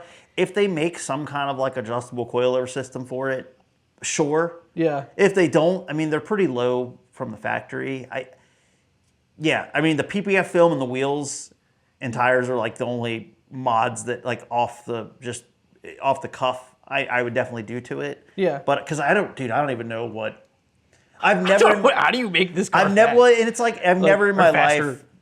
I've never in my life realistically thought I could ever afford one. Yeah. I think aspiring to own an Esprit is a pretty good pipe dream to have. Yeah. Aspiring to own an XJ220, I mean to drop $700,000 on a 30 plus year old car is, you got to be in a really good stage of your life. Yeah. And who knows, maybe one day I'll be there, but right now, I don't anticipate on ever being able to afford an XJ220. So therefore, I've never really gone super far down the rabbit hole of looking at aftermarket parts for them. Yeah. Yeah, because the ownership thing is just not really. I think I'd be okay with it. I mean, at one point in time, I'm pretty sure it was I don't know if it came out before the Esprit. I think it was the fastest car in the top speed in the world for a year. And then I think the Esprit maybe came out a year later and bested it. Okay. I could be completely wrong on Yeah. that. I just remember reading something or watching a video about the XJ220 at the moment. Yeah, at some point in time being the fastest something. I think it was the fastest top speed. didn't it fight? It fought in the ring. It was the big speed ring in Germany, like the bank Yes. cruiser thing. I think it fought the F1 for top speed. So I think that's what it was. So it got top speed record. I think before the F1 did. It was in Top Gear. Yeah, dude, it's just Holy shit. such a cool looking car. I mean, it's a what is it? A turbo V6, or is it an inline six? I can't. It's a 6-cylinder. I know that much. It's a turbocharged 6-cylinder. Wow. I just love. No, it's a. Oh, you're right. So the concept car had a V12, but it's twin turbocharged V6. Okay, so it is V6. What the So- fuck? So imagine, this dream garage, I got a twin turbo V8, Yeah. twin turbo V6. Yeah. And I know I'm going to sound like people are going to say that like I'm delusional or that I'm on drugs. This next statement I'm about to make, but I did a side by side. Yeah. I think if you look at the profiles of an XJ220, you look at where it has vents. Yeah. You look at the curvature of the front bumper. You Yeah. look at the rear taillights, how it's like a flat bar. Yeah. There's a lot of design elements that are, to me, are very similar to a 3000 GT. It's like you took a 3000 GT, you stepped on it to like squish it, and then you Yeah. stretch because it's got the XJ220 has very like long bumpers, like front and rear bumpers. Yeah. And you kind of squished it. Yeah. I don't know, man. Like, especially when I had the SE430 wheels in my car because it was a full face wheel, and like the XJ220 I'm looking at the one comes with with the a full face wheel. Yeah. And like the side vents, like Yeah. on the 3000 GT. Kind of looks like a really fucking fast 3000 GT. It's like, yeah, like if you see like a really like people are doing, obviously people are doing a lot of like AI mock-ups of cars now. Yeah. They're like, hey, take my blah, blah, blah and make it look really cool, make it look like a race car. Sure. On the 3000 GT pages I'm doing, there's dudes that are having like ChatGPT and whatever the other AI prompts, like make modernized or like super modified renders of their car. Yeah. And so many of them, I look at them and I'm like, it kind of looks like an XJ220. Yeah. Yeah. Obviously, you know, they're very different cars, but I think there's a lot of like design cue elements. In like even with like the Esprit, I think I really like cars that have side vents. Like I think that's just like, I'm obviously on the XJ and the Esprit, they're there because they're mid-engine. It's like, you know, intakes or cooling, whereas the 3000 GT, it's kind of just throwing air at my tire. It doesn't really do anything. It's really just there more so for aesthetics. But yeah, It's still XJ220. such a cool car, dude. Like, and that was the peak, like, the pinnacle of like how much meth and cocaine can these mechanics or engineers make. And to- it's just like, to me, that's just, that car embodies like when manufacturers back in like the 90s were all about like taking risks Yeah. and stuff. Like Yeah. Jaguar had no right building that. Like what was the point? But the fact that they did make it Yeah. and like it exists Yeah. and it's just so like wild and so fast. It's so cool to me.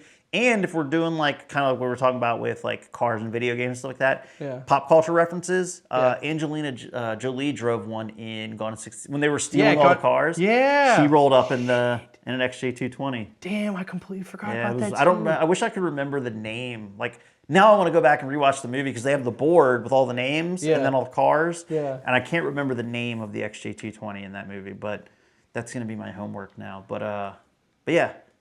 So Dude, I like how we started with a like a Dodge Stratus. Yeah, And we end with a Stratus. XJ220. But that's my 10, 100, and 1 million. It's such an interesting. It's interesting to see the lineup of your cars that you currently own, cars that you have owned, and then like your no budget, like no frills, no budget, like what you want in your 10, 100, and Yeah. and a million. That is, and then they all line up. Like Yeah, they're line all up with know, with like Right. your personality, and I think that's the whole point of us doing the actual like dream car build, is so I kind of want to see how people or what people's cars are, because I think it's a reflection of almost who they are. You know what I Yeah. mean? So what's your $1 million Torn. car? Torn. I don't know. I'm looking at these. I'm still in the same era as you. Like I like older cars. I Oh, don't- dude, older supercars. Yeah. Like, I mean, they have so much character. Oh yeah, and there's only really like I know I can't have an F40 for that price. F40 is Yeah, I think they're they're over $1 million now, They're right? in the I think they're in the 3s and 4s. God. Yeah, F50s are out of the picture. Really? Yeah, F50s are way more expensive. They were more limited than the F40 was, I think. Ah, I didn't know. Yeah, and then there's the so the other things that are out of the picture are I wouldn't want a Veyron, so even though that's like the pinnacle of VW Audi, it Yeah. wouldn't be what I want. So they're Kind of ugly. yeah. I mean, other people might feel differently. I don't know. I look at Yeah. Veyrons and I'm like, The big it's bug. kind of ugly. Yeah, it's a big bug. I mean, they've looked like that from the EB110, I think. Yeah. It was- Well, but the know, EB110 was sick. is like ugly but cool. Like it's cool ugly. Did you see the one that was at SEMA this year? Yeah. That they lowered and put wheels on? I was It's like, so that's good. so sick. there's the other car that looks like the EB110 or in the same time frame was the Ford GT90. But that was like, they made them, or they made at least one, like- but there was never yeah. like a It was a concept. Yeah, it was like a Yeah. concept. And they It had, never released it. Special tires that actually said Oh, that's sick. I didn't know that. GT90 like in the tread. And the exhaust. Yeah, dude. Fucking Everything sweet. about the blue interior Yeah. and like the weird wheels. Yeah, that the white with looked the like blue they had interior. knockoffs on the wheels, Yeah. but they Oh, weren't. It's such a weird car, but I love it. Anyways, I think I'm torn between, and it's not because I'm playing it safe, but it's just because I fucking love the one. Dude, Diablo SV. I mean, Diablos are like, that was such a like poster car from our childhood. 100%.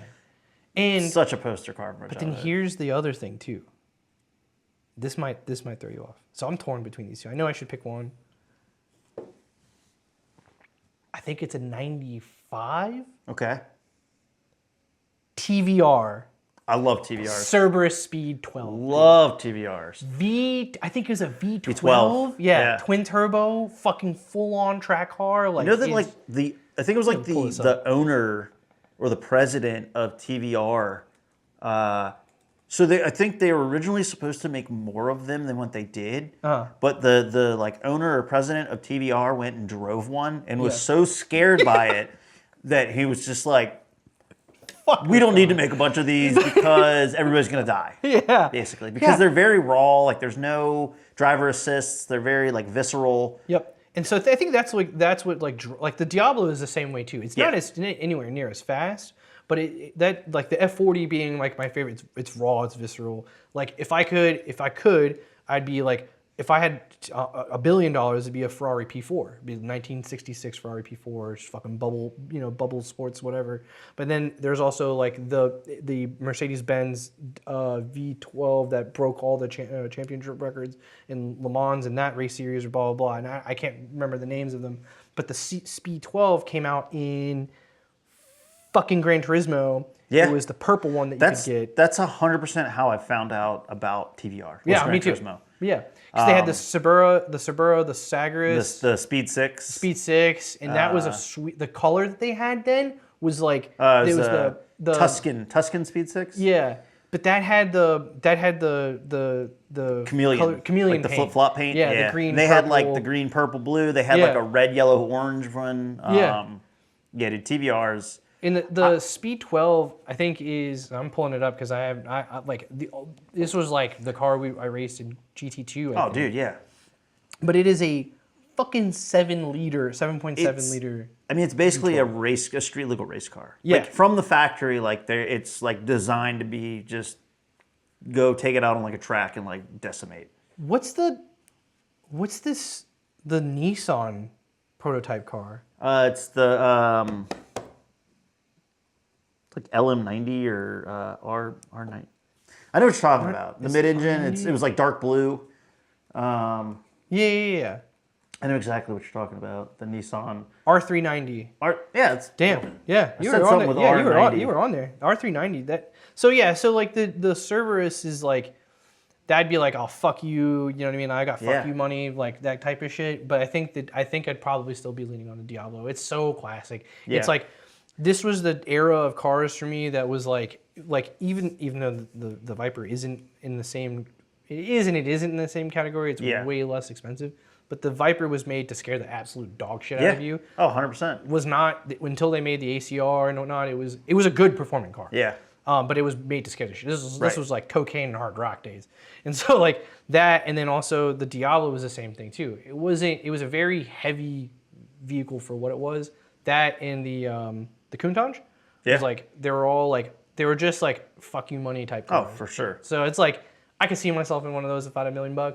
Yeah. Be like I'm taking an SV, slamming it on coilers, and I'm just ripping it literally in the lowest gear possible everywhere I go because it is just a raw sounding car. There's like no ABS. I don't think it had any of the comforts that No, you needed. It was no.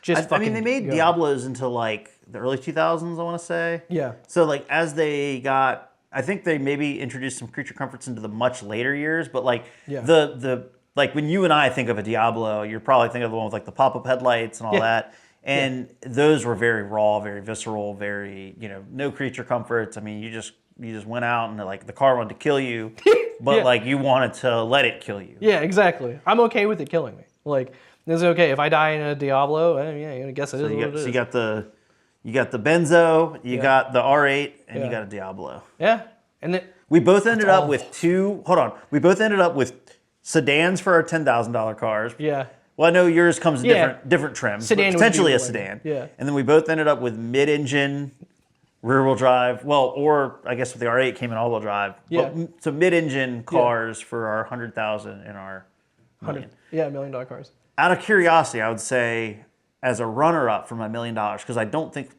the car I'm about to say, I don't think it can be had for 100,000 or less. I'm almost positive it can. And if it can, I need to go out and buy one. But I'm pretty sure it can't.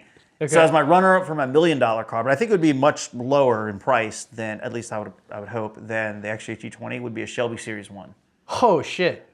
When's the Hell last- yeah! I saw one in person like once or twice. This was many years ago at Dulles Cars and Coffee. Yeah. Like when I first started going there back in like 2015, 2016. Yeah. There was a guy who brought a silver one. Oh, I what remember do- that one. what Did it have stripes on it or Yes. no? Yeah. Most of them were silver with black stripes. I would want a yellow one with black stripes. What do Do you want to know what they're going for? maybe is it good or bad? I think it's in your. Okay, what is the series? Enlighten me. What does the Series 1 cost? This one's it's Street Side Classics, Okay, Atlanta. okay, Hot man. 137,000. Okay, that's not bad. That's not bad. That's not bad. 2,400 miles. That's Dude, one owner, there's only 249 that were ever made. It's a 4-liter yeah, Aura, so rare. 4-liter V8. Yeah, 4-wheel disc brake. it was basically like a really, really fancy Mustang.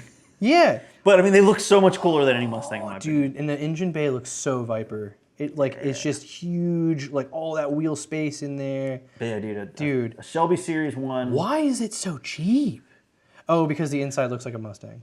Well, yeah, they and at the end of the day, it's just like I said, it's a glorified Mustang. I like them because one, I mean, I think they look incredible, like are they visually, small? aesthetically. Not the interior; interior's hot trash. The exterior, I think, looks incredible. Yeah. But like you had said, they made what 249. 249 of them. Speaking my language. Yeah, you know what I Speaking mean? my It's language. right in That's your all I tongue. care about. Except if I had bought one, and I went to Cars and Coffee, and that other guy brought his, I would want to kill myself. Yeah, you'd I'd be like, God damn it. why did you do There's another Shelby. You're telling me there's only 248 other ones out there, and second one's one- parked next to me? the second I'd be one's right so here. mad. I would be so mad. But Dude, it's so funny that the gauge cluster and the interior dude. and everything looks the like a seats, fucking everything is Mustang. just like very It's so- mundane. But then the exterior is like this beautifully sculpted, like know. work of art. That's like early 2000s or 90s like American car like engineering for you. Like they made like the Viper is like the Viper, like the Gen 1 Vipers, the inside's not that No. like if you compare it to like a fucking NSX, Yeah. right? The NSX looks so beautifully designed. It's got the fucking wraparound Yep. trim. It's like a cockpit. Yeah, exactly. Everything's facing you, and then you get into like, you get into the Shelby Series 1, It's got like Mustang GT seats in it. There's like no bolster support or anything. You're just sloshing You ever around see in like the a car. Mark III Jetta where like the gauge cluster is just black plastic. It's got white letters and a black needle nose thing with like a little red tip, and that's it. It's Yep. like it's like numbers and a gauge. You're good. You don't need anything else. But they're relatively inexpensive, dude. Like Shit. 100 and some thousand, and I don't know much on the series ones, but like there's a blue and white one in Indiana. Oh, this one's blue and white, 1,000 miles for 199,000. I think it's expensive because it's blue, but So what every I would- other silver one is. What I would do, and I'm pretty sure I say this because I had one in Gran Turismo in this colorway, so I think they came in this color. But if they don't, screw it. I'm wrapping it. Yeah. I want a yellow one, Yeah. like gloss yellow with black stripes. Only thing I would do to it is I would figure out a way to lower it because I don't think they sit that nice from the factory. And Trying I to would, do this carefully. There you go. Yeah, it's a yellow and black And stripes. I like the stock wheels. I don't think they're aggressive enough. So what I would Yeah. do is they are multi-piece wheels. Yeah. I would split them, rebuild them, make them more aggressive, lower the car. That's it. So It would just be clean. And because it'd I just be like so much fun. I like the wheels and everything. I just don't think they're kind of. It's got very big like bulbous fenders, but the wheels are kind of sucked in. They played it safe, And yeah, they played it safe. I mean, Yeah. it's still a but it's supercharged. You yeah know what that means? makes all the good noises. It makes all the good noises and it's tunable. Yeah. I But wonder yeah, what the Series power 1, is. dude. That's the other candidate for. That would be like, okay, I have $1 million and I want to buy a car on the lower end and then Yeah. just like spend a bunch of money maybe modifying it potentially. Whereas the XJ220, I'm like, bah, we're just going to do wheels and like PPF, call it a day. The supercharged version of them made 400 to 450 horsepower, which Yeah. is But they're also pretty light. 2,600 pounds. Yeah, pretty light. That's light. So, That's Miata territory. Like, that's light. You know what I mean? yeah, I love the Shelby Series 1. I think it's just a beautiful. It was basically just they were trying to make a modern day interpretation of the Shelby Cobra. Basically. Yeah. Oh yeah. It's got a lot of the same design cues, like the headlights, taillights, the stripes, even the wheels. If you look at the wheels, are very like reminiscent of a Shelby Cobra. Yeah. So I think the only other thing that outside of like a Diablo would probably be like back in the $1 million range would probably be like it's what everybody and their mom wants all the time, but it'd be like a rough. oh yeah, like a Yellowbird. Roof, whatever. Yeah, like a Yellowbird or a Singer, because it's like the thing is I love air cooled Porsches so much, but because they were so blown out of proportion. Right. I mean, they are iconic in so many ways, Right. but like a Singer would be Yeah. be amazing because of the craftsmanship that Singer had. Oh yeah. Yeah. Or a Roof or Rough or however you pronounce it. But to be like I'm telling you, if I had $1 million, dog, I'm trying to scare If you had $1 million, I gotta you humble would no myself. longer have $1 million. I know what you mean. I'm the same way. I need to humble myself quick every day when I jump in that car. All right, well, that is, I think, where we land with the district's second episode podcast. We went long on this one too, but it was because we needed to. We got good shit out of this one. I think the next episode, I think we're looking to get a guest on board. Yeah. So next episode, we're gonna have a guest on board. He's a local. I won't give him out just yet. He's a local dude.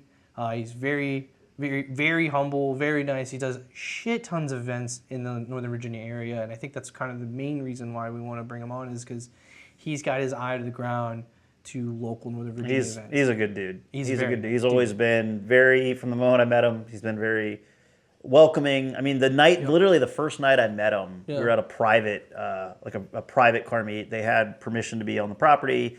He had organized a food truck to be there. It was like an evening meet. So it was very like Fast and Furious vibes, feel like they're underglow. Yeah. And he comes over to me and he's like, "Hey man, I got Coronas in the back of my car. If you want to just like," he's like, we got permission to be on this property. You want a Corona? And I literally just met this guy. I was like, "Yeah, man, I'll take a Corona." Well, this guy's so nice. Yeah, he's cool. He's doing a lot of really good stuff for the for the local car scene. Yeah. Puts a lot of time, a lot of effort into making sure that the events that you know, he's hosting our quality and our you know, well maintained. They're not allowing a bunch of like fuckery to happen and Right. stuff. So And I think it's because he's got such a like a hand on the pulse of like the younger car culture. There's a Yeah. lot of questions that I have, and of course they're all like they're going to be very respectful, right? Because like he knows what the Northern Virginia car community wants, like Yeah. what they want, and he's got so much experience. So it's going to be a great conversation to have. I think with it'll be him. a really good episode. I love the fact that he's still putting shows. Yeah, very like much so. events.